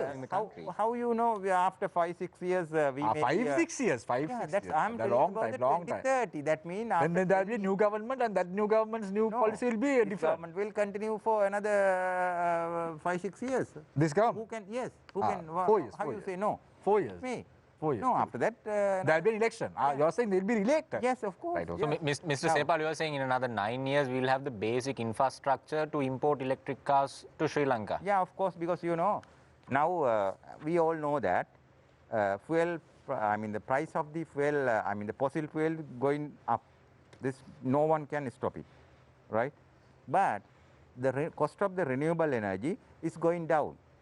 So that means, according to our values, after 5 years, the cost of the renewable energy 1 kilowatt hour will be less than 15 rupees. Agreed. No question about that. There is no question about that. So agreed. Then everyone is favorable for the renewable energy, and they can get the less price. And if you like, you can have a power station on your rooftop, and you can. I like the idea. I like the idea, Mr. Sepal. Now just imagine when you're talking about renewables, talk about this 378 million rupees dollars we are supposed to pay at this current exchange rate, 203. Now you are not talking in about the future. The problem. That's the thing, Mr. Sepal. You're only talking about one aspect of it. This is all this signed by the government in play. They have signed agreement. They have said that they will pay 175 MMBTU at the moment at $11.1 US or $21.86 US. We don't know. That's wrong, I think. We don't know. You have not read it, Mr. Sepal, so you don't know. Your calculation is wrong. Anyway, you have not read it, so you don't know. But we don't know what is going on. And then you're saying renewable energy, this is no question about that. Right. No argument about that. Right. Renewable energy is the lowest cost-effective mechanism in the future. You also mentioned that 7 years from now, if you have a rooftop solar power panel, you can earn. This could be the best investment at the moment, because right now you can't invest in the country because the country's economy is in dire straits at the moment. So no one is going to invest in the country at the moment. So that's a different story altogether. So the question is, Mr. Sepal, have we been greedy for 250 million US dollars as FDI at the moment and sacrificed our future because the government thought this is the way to go about? Now, you don't want to answer the question, Mr. Sepal. Anyway, again, I don't want to answer for the regarding the gas. But let me ask that question. anyway, let me ask that question. Give me a second, Mr. Sepal. Let me ask the question from Ms. Jayasinghe. Do you think, Ms. Jayasinghe, because we don't have US dollars at the moment, this government sacrificed $250 million US dollars for the sake of the future of this country because of this $250 million US dollars? That's what I am led to believe, listening to all the government ministers talking about. They say, don't upset our chance of getting 200 Is million. someone trying to make a quick buck? I shall not answer that question. renewable. You make your own judgment. No. Is someone trying to make a quick buck? Because that is what we can see. Any Because sane person- Mr. Jayasinghe, please be honest. Now there are two methods: 11.1 US dollars, you that are is the killing, Henry Hub renewable method. energy. There is 21.86 Japan Korea method. What is the method that we are trying to purchase? I don't know. Maybe, it is not clear. maybe the lowest price. Why isn't that stipulated in the cabinet paper? No. No, we are going why you want away to be the from what we can positive way? answer. Yeah. Anyway. No point. But Mr. let's come it's back very to- difficult to take it the positive way because, as you mentioned, this discussion on the transitioning to renewable energy is more than a decade. We are actually very late to the party. Yeah. A lot of people have already been doing Germany is a One of country the that has biggest gone obstacles almost 89% to renewable. this has been that it's not. It's a pretty much. It's a almost like a well-known secret that it is kickbacks and potentially corruption that has held back the implementation of renewable energy in this country. So when you have a project of this nature coming about as well, it is reasonable, it is very reasonable for people to have that question of whether this is just another same old, No, No, and add to that, Mr. Jayawardene, you're sitting there without saying anything about this. The fact that the LNG issue, why we are late to the party, even the trade unions of the CEB and also the PUCSL have to play a vital role. There has been a lot, for years, there has been this issue where the long-term generation plan is being rolled out and the PUCSL says no. And then the CEB trade unions have a fight about it. And then there are strike acts. Another time to talk about the gas. No, but they, No, we can't do that. Right? Mr. Sepal, we can't do that. all.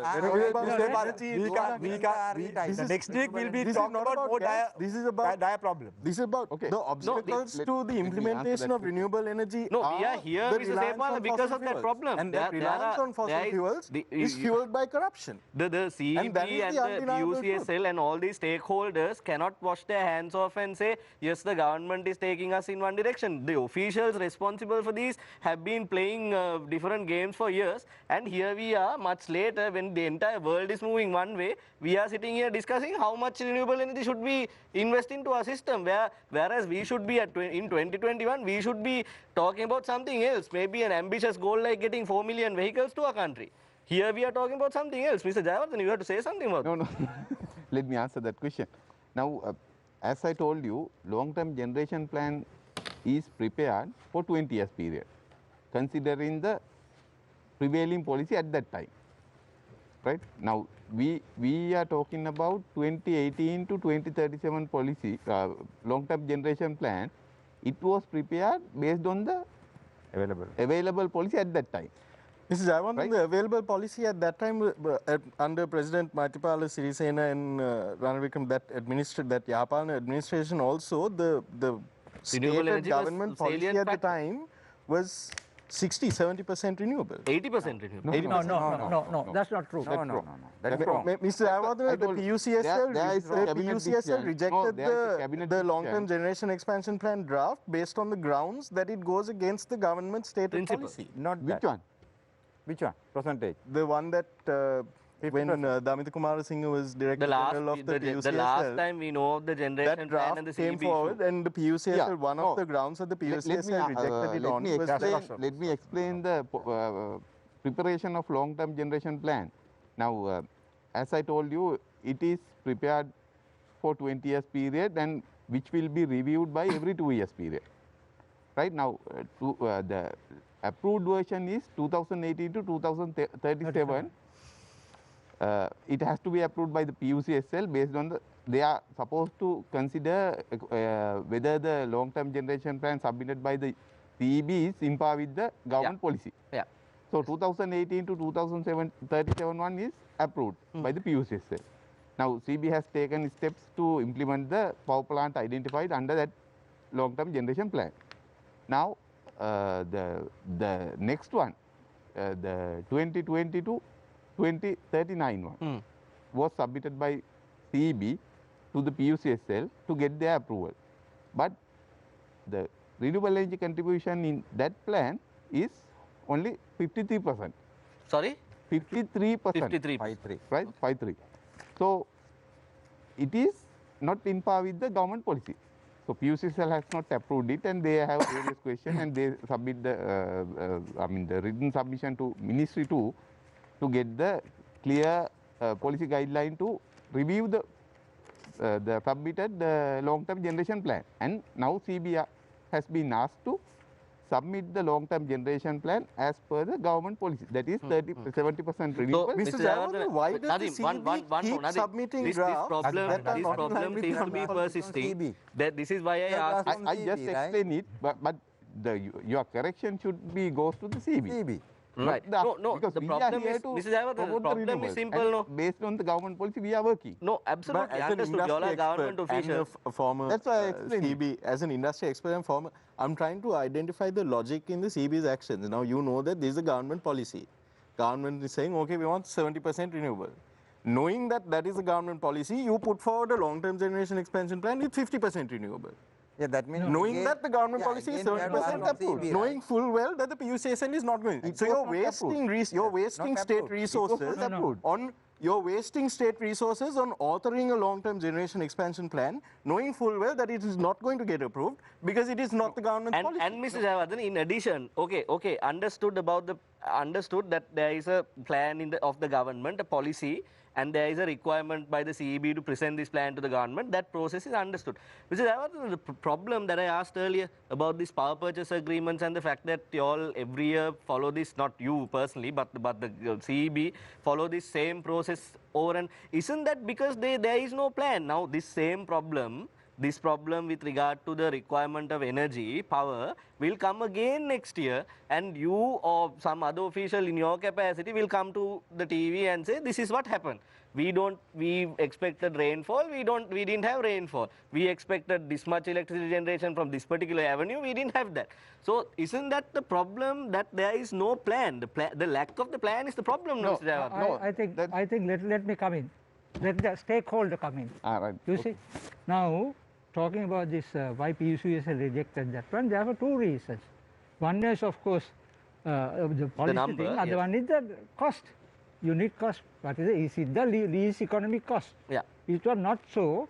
That is why 2018 37 plan removed all coal and got LNG. LNG, That at that point of time, I would say that is reasonable, because at that time LNG prices were low enough, and it was certainly that. But we missed the bus. Yeah. Because we took 5 years to come to that point. And I take my hats off to Sepala for saying that project management requires you to change your plan. Why aren't we changing the plan? I am demanding that plan to be changed as a stakeholder, right? And also, it's not fair to ask this question from these people.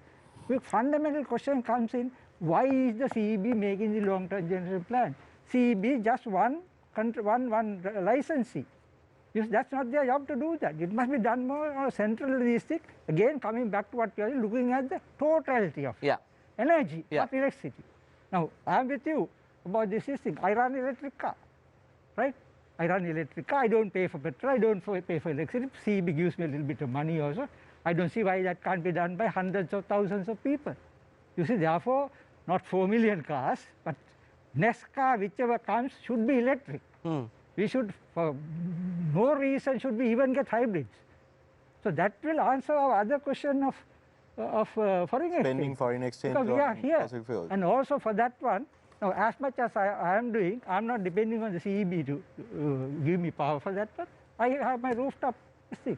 And again, to come back to you, there are enough people ready to put that money in. And thanks to people like Sepal and people, we will be getting the $50 million again from ADB. So that will get another 32,000 people coming in. So that is the only ray of sunshine. And because of all the renewable energy things, the fastest or the lowest hanging fruit is rooftop. Ms. Sepala, the ADB want to fund 3 islands of north, right, That's on going on, renewable no? energy? Yeah, actually it is. What's the progress of that?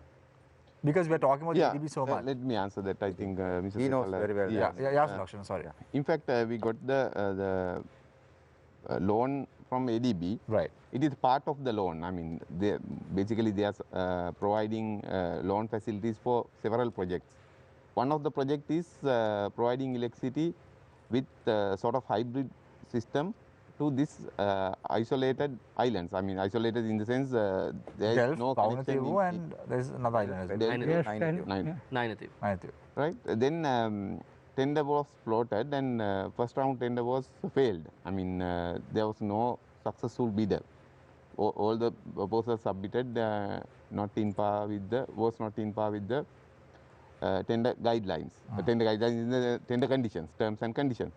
So again, float the tender, and after that we selected successful bidder, and we have submitted it to the cabinet to get the cabinet approval. And the cabinet again asks report in the sense economic cost of the system. So we have submitted that report to the cabinet for their consideration. I mean, the cabinet of ministers consideration. Still So we now it's still in the process, in the have, pipeline. Yes, yes. So no problems from India or China with regard to the building of the project in question up to now. I have no idea about that. Okay, no, because sometimes geopolitics also plays a role in issues Maybe, like this. yes. Because we saw when the government gives Hambantota to the Chinese, India wants the eastern province. Or when you are trying to give a part of another terminal in the Colombo harbour to another country, then someone else wants another piece. So there is no problem like that, no, because So far, I do We not are have not in that. yeah. We are not in that geopolitical area. we are not It in is that. out of our domain. We are Yeah. out of our But Mr. Sepala, the way this discussion is going, we all out of everything. No. You are in We all out of everything. We are The there. government is, it seems to No, me, no. the government is running the show. Everyone else is out of it. No. No, I would like to come back to what Nepal wanted. I told you Let's from talk the about the beginning. 70%. Yeah. You know how to get to 70%. Let's ask those questions. SE also in 70% RE. I think you are in the 30% gas. No, I'm not in this 30% gas. I think Sri Lanka has that's to what move I towards feel. 70% renewables, Talk not about 70%, at renewable. least 80% Yeah. renewables in the future, and make sure they give a cost-effective mechanism to the people who are paying exorbitant prices as electricity bills. That's a different story altogether. We'll try But to, with the government's mix right now, with LNG being purchased, I am saying you can't do that. Yeah, but That no. target cannot be achieved. But you're saying that you don't want to talk about LNG, so No, but not talk about. I think it may not be a problem. But if you push, if you help to us to go for 30%, we are helping even now, Mr. Sepala. 70% renewable. Lakshana, what we are doing right now, we are helping you. Yeah, that's what We I'm are asking. helping you to be a More, voice. more, That more is what help. Ms. Jai Singh is also doing. More help. He is also helping you. Mr. Let's Sepala, ask specifics. can I Let's actually ask specifics in- from Mr. Yeah, Nepal. yes. How are you going to get to the 70%? Not the How are you going to get it? Now we asked the right what start. are the numbers we Let want me- to get there? So I think at the end also we have to talk about that. As a sustainable energy authority, we are the organization to analyze the resources and develop it. Develop mean under the, I mean the call for the the developer and give it to the CB. Am I correct? Yes. So that is the duty of the SCE. And if the president say go for 70% by 2030, we have enough resources, not for the 70. That's right. Even we have 150% also we can give the resources. We are having with that. So it is everything in this table. So CB can pick up whatever resources and they can profit. Mr. Sepala, in given your experience working in the public sector and this thing, how often is it that institutions like the CEB will adopt the recommendations of a body like the Sustainable Energy Authority? Yeah, but it is. How often does it actually happen? Yeah, you can't compare and you can't equal each the institute, even your institute as well, right? So you have your own things. Everybody like to play their role. But if you had to make a projection, let's say now you had projected, I'm not sure if that figure is wrong, but according to that Daily News article, you had projected that there is the possibility, there's the potential for about 2,500 megawatts from floating solar.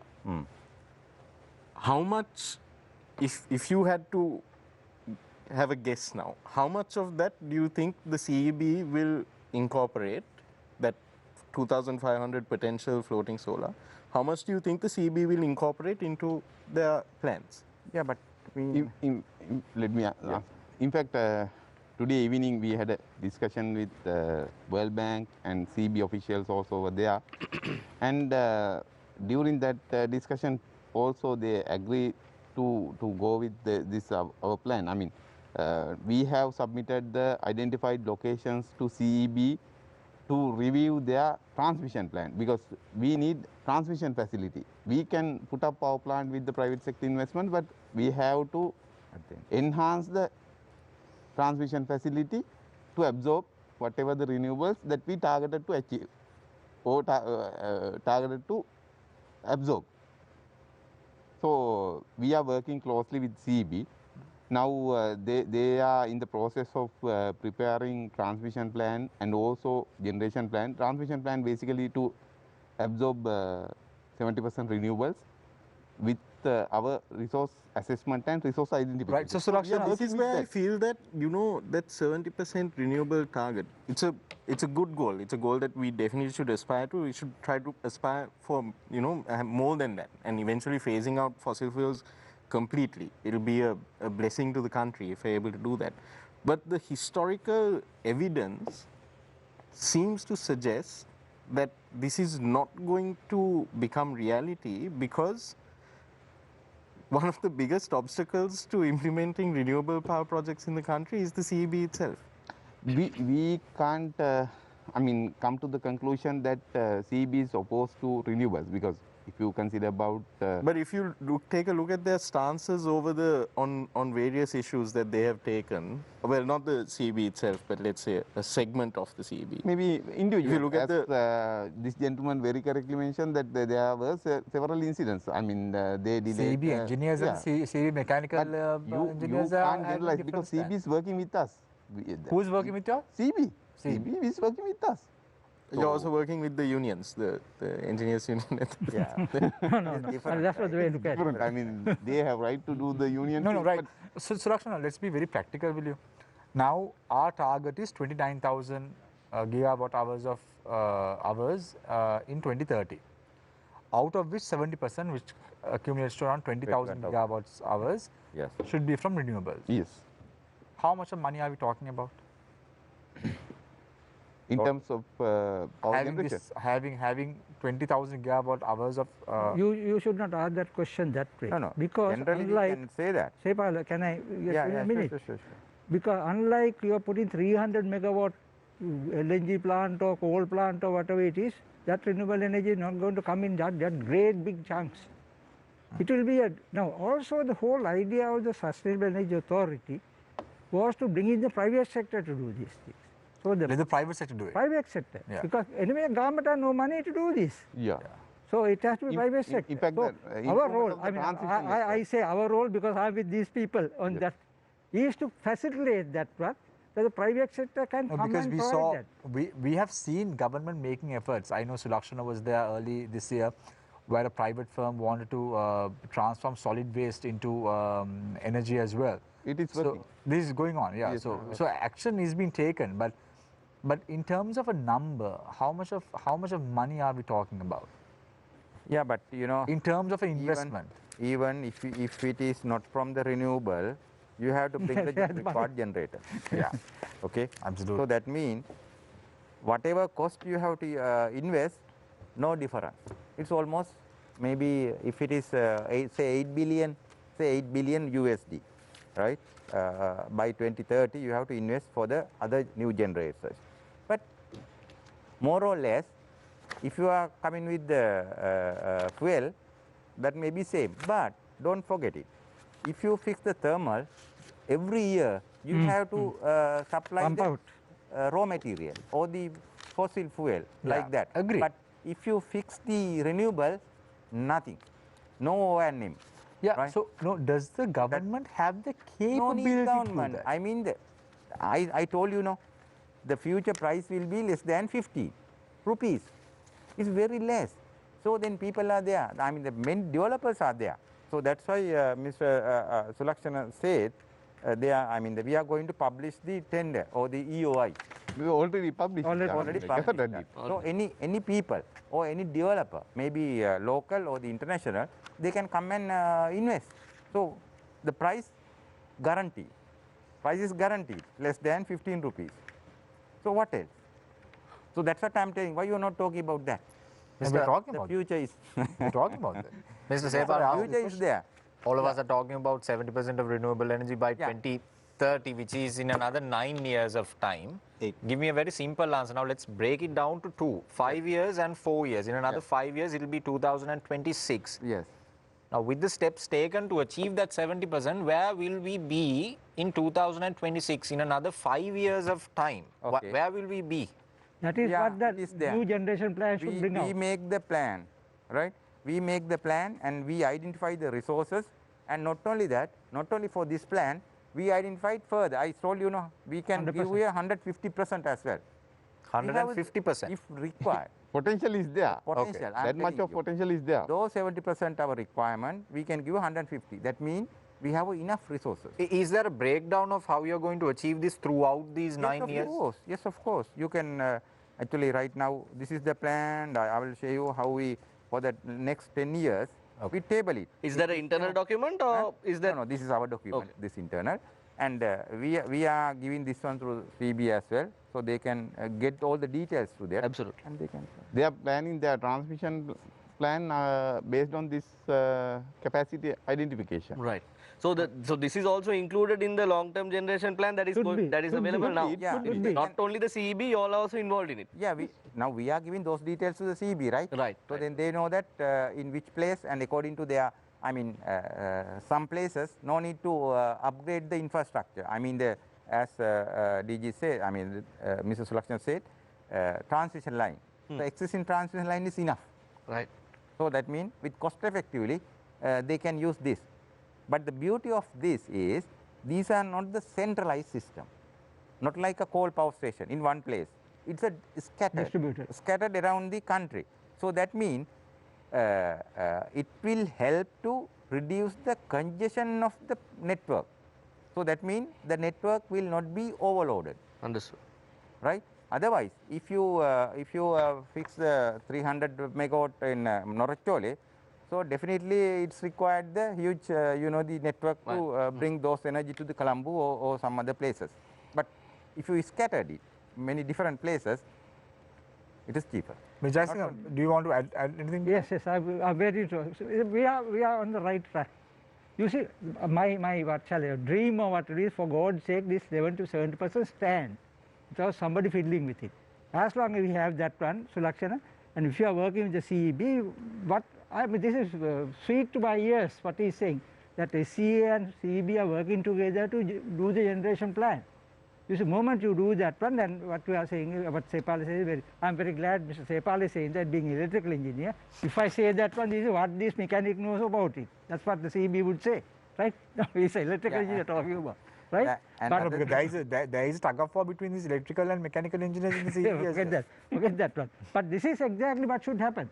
If this, I'm waiting with bated breath what this long-term generation plan is going to be. That will answer your question, how much is going to be. And fortunately, recently, General Manager CB, Mr. Sepal was so there, said, until we reach 1,000 megawatts of renewable, there are no problem of transmission lines. We can continue to do that. So that was very good, positive thinking about it. So that's right. So and other positive thing is, if we implement the 70% RE, so that means many new things are coming to the system, not only energy, right? So that means IT system, the forecasting system, and the battery storage. Now we have all the raw material within Sri Lanka, except lithium, right? We have a graphite, and we have a phosphate, and we have iron. Everything is available, and two local companies already started. I think we recently they try to they introduce electrified three-wheelers, and they are going to start the factory in, within the next year. So that means people are there. So that means same way, I told you 4 million vehicles. So that means half of that will be retrofit. So you hit the nail on the head, Mr. Sepal. You said even the information communication technology Yes. has to see a rapid change if renewables 70% are to come to the country. We're talking about forecasting that has to happen through a artificial intelligence system. Yes. Because we experience that in countries like London, we experience that in countries like India, where artificial intelligence plays a huge role when it comes to forecasting algorithms in the energy sector. Yes. So do we have that technical know-how? Yes, of course. Now you know how many IT universities within Sri Lanka, and how IT companies in Sri Lanka system developing plenty. So that means we can play a major role in the IT sector in this South region. I mean the Asian region, South Asian region. So that means, that's what I'm telling. This is not only 70% RE, but this is a huge amount of business, and it will help to reduce the, increase the job market as well. So not like building a 300 megawatt coal plant. If you equally, if you want the solar, it may be more than that, maybe 600 megawatt to equalize more than that. That means the many people can engage with that. So that means if we can go with the 30%, we have to, that's what I'm asking from you, help it, and we all get together and we can make a සෞභාග්‍යමත් දේශයක් කරා යාමට මම හිතන්නේ මේක තමයි අද වෙනකොට තියෙන හොඳම the best ප්‍රශ්නේ තියෙන්නේ මිස්ටර් සේපාල සිංහලෙන්ම කියනවනේ සෞභාග්‍යමත් දේශයක් කිරීමට තමයි හැමෝම කැමති. ඔව්. නමුත් ඒකෙන් හොරගම් කරන්න හදනකොටනේ ප්‍රශ්නේ තියෙන්නේ. ඒක නම් ඉතින් ඒකට ආණ්ඩුවක් ඒකට ඉන්නවනේ කට්ටිය අල්ලන්නේ ඉතින්. ආණ්ඩුව then why you and me worried about හොරගම් කරන එක ගැන ඒකට වෙන කට්ටියට country and being a stakeholder of in the media, I'm concerned about this corruption that is taking place. I'm doing my job, and Mr. Sulaksana is doing your job. If you can do your job, I am doing my job. Our job is to be the watchdog. So anyway, can I have a minute to bring something else? Yeah. You know, just one. Within the 70%, right? Now there is all these problems with the CEB about the transmission lines and the variable renewable energy and all that. But we are completely ignoring one renewable energy resource which has huge benefit to the country, which are none of those problems, which is dendro energy, right? Sepal has put in this thing, some 900 odd megawatts. I take objection, it should be more, right? Because ADB itself has said we have practical potential of 2,500, but I'd like to see this 900 coming in. That should go into that long-term generation plan, because the moment you do that one, you have firm power, which is CB always asking for, which is available 24/7 and any time of the day with 80%, 90% plant factor, and all that money goes into the pockets of our farmers.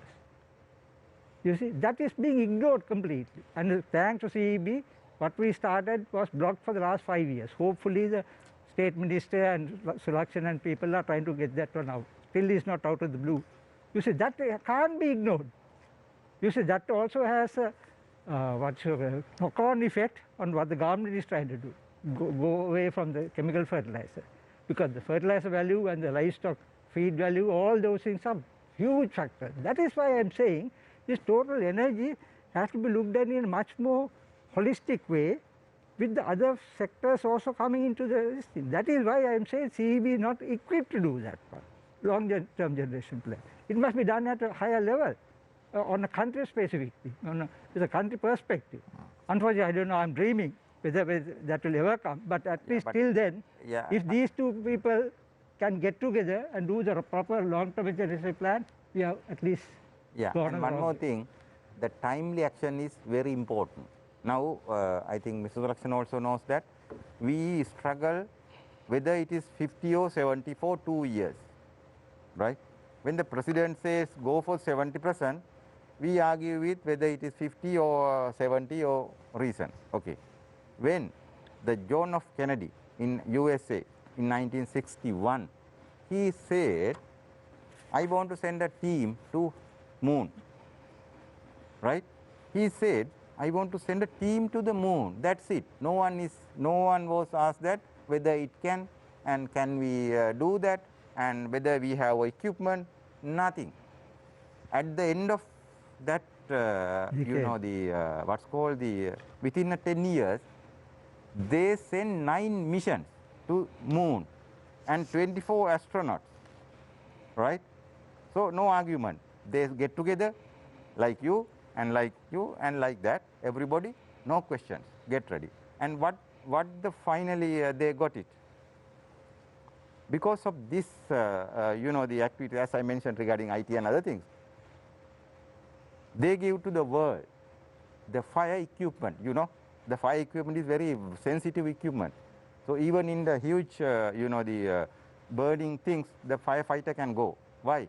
Because of the garment. It's a cooling effect is within that garment. So they can do whatever they, I mean, for, you know, the things. And the electronic, IC, you know that. IC mean integrated circuit. I don't know whether you have seen that transformer, I mean the tube-like transistor. Those days it is very huge.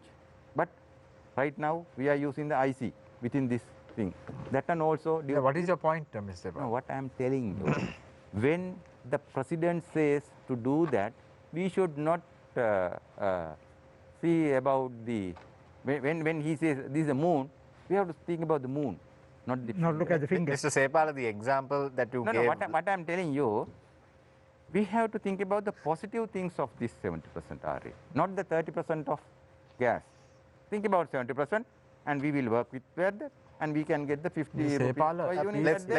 It is, you're absolutely correct, Mr. Sepala, when you say, when you direct your finger at the moon, don't look at the finger but look at the moon. Very well understood. Look at this government's track record, Mr. Sepala. You itself said earlier on when we began this show, you said this government has a history of signing documents in the night. When did that happen? 2012, when the Port City Extension project was taking place, they signed a document in the night. Understood. What did they do again? They went and repeated the same thing in 2021 as well, when they signed the document late in the night on this LNG power plant. No, the problem is this, Mr. Sepala. We are a very progressive nation, and this nation has survived not because of politicians. This nation has survived because of the people, because of their resilience. Agreed. When the tsunami happened in 2004, the people stood strong. When the war ended in 2009, when the government said in 2008, tighten your belts, people did so. When this government, the Rajapaksa regime, said that they are going to make the miracle of Asia, they are going to make Sri Lanka the miracle of Asia by 2016, where is the miracle of Asia now? Look at the country's economic situation at the moment. I am not. You have a governor of the central bank. No, because you are saying about. You are saying about. No, you said a very important point. You said in 1961, when John F. Kennedy wanted to go to the moon, he rallied everyone around them and he went to the moon in 1967 with Neil Armstrong. People still ask questions about the cost of the rocket and all that. How much? Did they really go to the moon? Did they really go to the moon? There is no, they went to the moon. But there were still questions about the cost of the rocket. Let's look at the example. I want to just recorrect it. But that is not the way to go about it. Agreed. There has to be a proper mechanism. That is what Ms. Jai Singh is saying. Okay, well and good. You have a plan. Put that plan out. Let the people debate about that plan out. Get the stakeholders rallied around that plan. And then we can all get together and move towards this goal. Because at the end of the day, don't forget, Mr. Sepala, politicians will come and go. You, I, individuals like us have to survive in this nation. You have the Minister of Finance in Sri Lanka who is a dual citizen, who will probably leave this country when when the election is over in 2024, 2025. Mr. Chamita, now again you are in a different track, right? Not 70%. I am telling you the point, Mr. Sepala, because you are telling about John F. Kennedy. I am telling you about what is happening in Sri Lanka as well. Mr. Sepala, let's just talk real facts now. You gave an example, the man landing on moon, okay, in 1960s. Now, probably the greatest conspiracy theory in the world is that it was staged. President said so. Did they really do it? Yes. Now, the president told you to achieve 70% of renewable energy by 2030. Can you really do it? Yes or no? Of course, we can do. We can do. That's what I because like you to know hear. we will give the all the required things from the SCA by act. We have a different we have a different activities and the specific activities and the mandate. So according to that, we already did that, and the future also we can. There's no issue. I So like to hold him to that that's promise. what I'm requesting. We will all hold Ms. Sepala's words to ransom and make sure that we achieved by 2030. I'll be a bit told. Saturanga, Tarusha, Nadeem, all of us will be there in the media industry itself, Yes, of hosting the same show Yeah. and asking you questions about why haven't we done it years. now. If No, I'm not ready to wait till 2030 for that. You're not going to wait until I won't be You living. all should be supported, right? You all should be supported. No, So we have to one hold Mr. request. Jayawardhan also accountable. Yeah, of That course. case, not just Sepal. No, I want to bring All in should be something supported. else, Yeah. much closer home. From today, Don't we talk will mark about the Kennedy, people right? who are not who are against That's what I said. Don't talk about No, Kennedy. don't What is talk this about Kennedy? Kennedy. From today onward, we will maintain a book, and who are opposed and who are support. Right. Right at the 2030, you can put all- read that book as well. You can How put is all that of going us to as work? one organization, How is 10 it years start down the tomorrow? line, there'll be Yeah. the Which same organization and have another column. your name as well. Have another column neutral. No, but this is what Sepal, we 10 need to years do. ago, it was That- one yes, yes, organization. yes, yes. 10 years from now, it will be the same organization. No, but I that think is opposed to it will happen. Mr. Singh, yes. Nadeem, we should use an example closer to us. America could do that when they had the money and all that. But look at what Prime Minister Modi did. He wanted 100,000 megawatts of solar. Nobody came and said how to do it or where the transmission line is. Now they are updated to 170,000 megawatts, and they are getting it there. That is what we should be looking at. And also my request to Mr. Sepal is publish that, your plan. We want to see that plan. We want to see what we are going to do in 2022 and 2024. Don't say that's the internal document and keep it hidden. You can't do that. That must be public, and we should be coming and looking at every year. How far have you got there? And Mr. Sepal, that's our challenge to you. You can do it.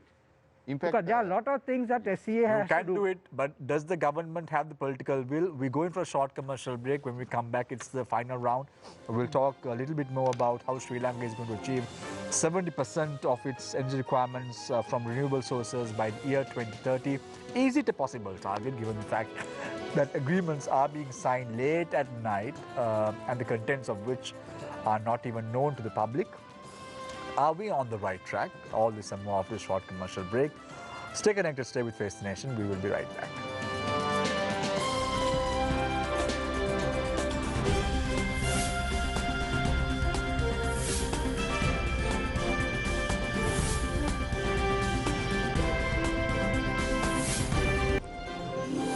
Welcome back. This is Face the Nation. We are in the final round. Our topic of discussion today, as I said before, is can Sri Lanka and will Sri Lanka achieve 70% of its energy requirements from renewable sources by the year 2030?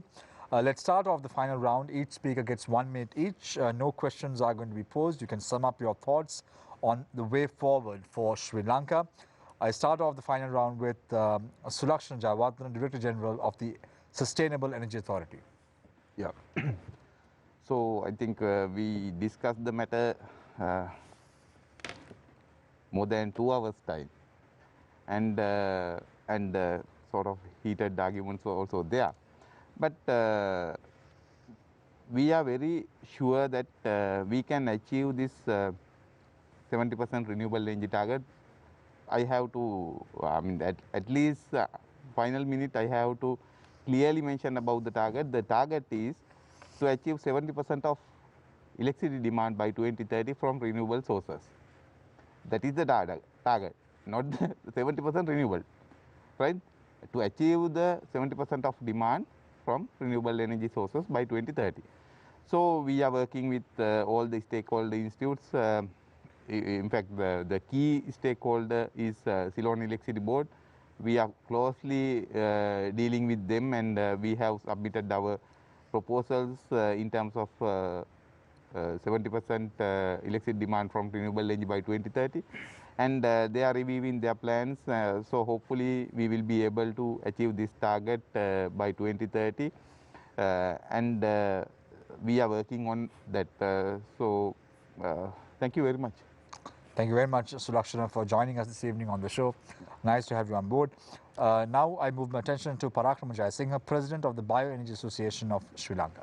Small correction, I was past president. Past president, okay, past right. president. Anyway, one thing that I want to say is I'm 100% sure it can be achieved, and these gentlemen have the mandate and the capacity to do that one. We are very sure that they will do that one, and I know they are working very hard on that one. And best news I got is from Sulakshana saying that he's working with the CEB.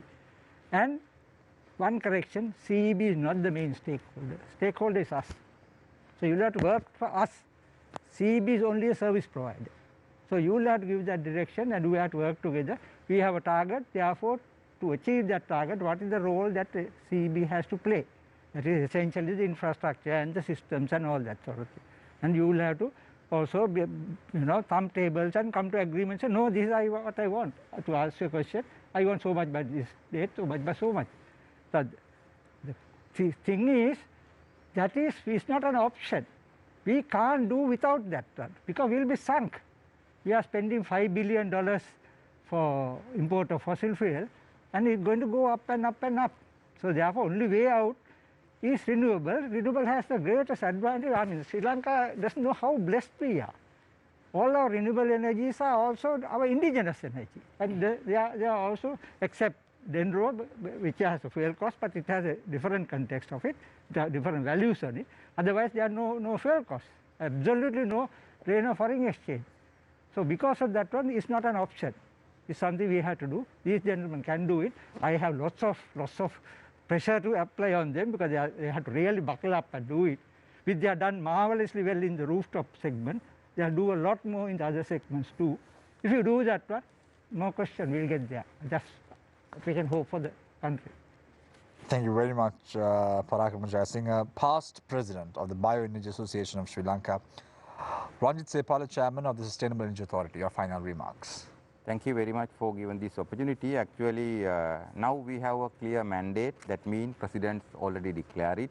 So then we don't want to think some bad things, and we have to think in positively, and we can develop that. And I think in this moment, I think we are getting the clear instruction from our Minister, Solar, Wind and Hydropower Development Projects, Honorable Mr. Duminda Disanayaka. Actually, he also he is pushing us to achieve this target, and actually he is giving all the instruction to fulfill this. So then we all get together and to finish that. And before end, I think one of the famous inventor, Edwin Lord, what he says was, it is not that we need the new idea, but we need to stop holding the old idea. Exactly. Mean the solution lies just beyond our old habit of thinking. So that means what we should do, we have to forget about if you want to think newly, and we have to forget about the fast things. I am sure that we can achieve the 70% as the President said, and when the President gave the mandate, and it is our duty, our all, I mean as a stakeholders, to fulfill that. So that means I am sure that we can get the energy price by 2030 less than 50 rupees. So if we get together, we can work together, and we can give our things to our next generation. Thank you very much, Ranjit Sepala, chairman of the Sustainable Energy Authority. Thank you very much, gentlemen, for joining us this evening. Mr. Parakrama Jayasinghe, Mr. Ranjit Sepala, as well as Mr. Sulakshana Jayawardena for joining us on Face the Nation tonight. It was a very constructive discussion and engagement with the three panelists today on the show. I think as much as we did learn a lot from this subject, I think people who are watching tonight's show would also grasp something and will take some points to ponder in the weeks ahead. Thank you very much, Nadeem. Thank you very much, Tarusha, and thank you very much, Chaturanga, for joining us this evening on the show. Chaturanga and Tarusha were a bit late because Tarusha was reading the primetime news today, and Chaturanga was managing the news as the manager of English News. So thank you very much, gentlemen, for joining us after even a bit of time was some time passed by. I'll leave you tonight with a quote, as I always do. As Mr. Ranjit Sepala finished off his thoughts with an inventor's quote, I thought I'll do the same. Either write something worth reading or do something worth writing. Take care and good night.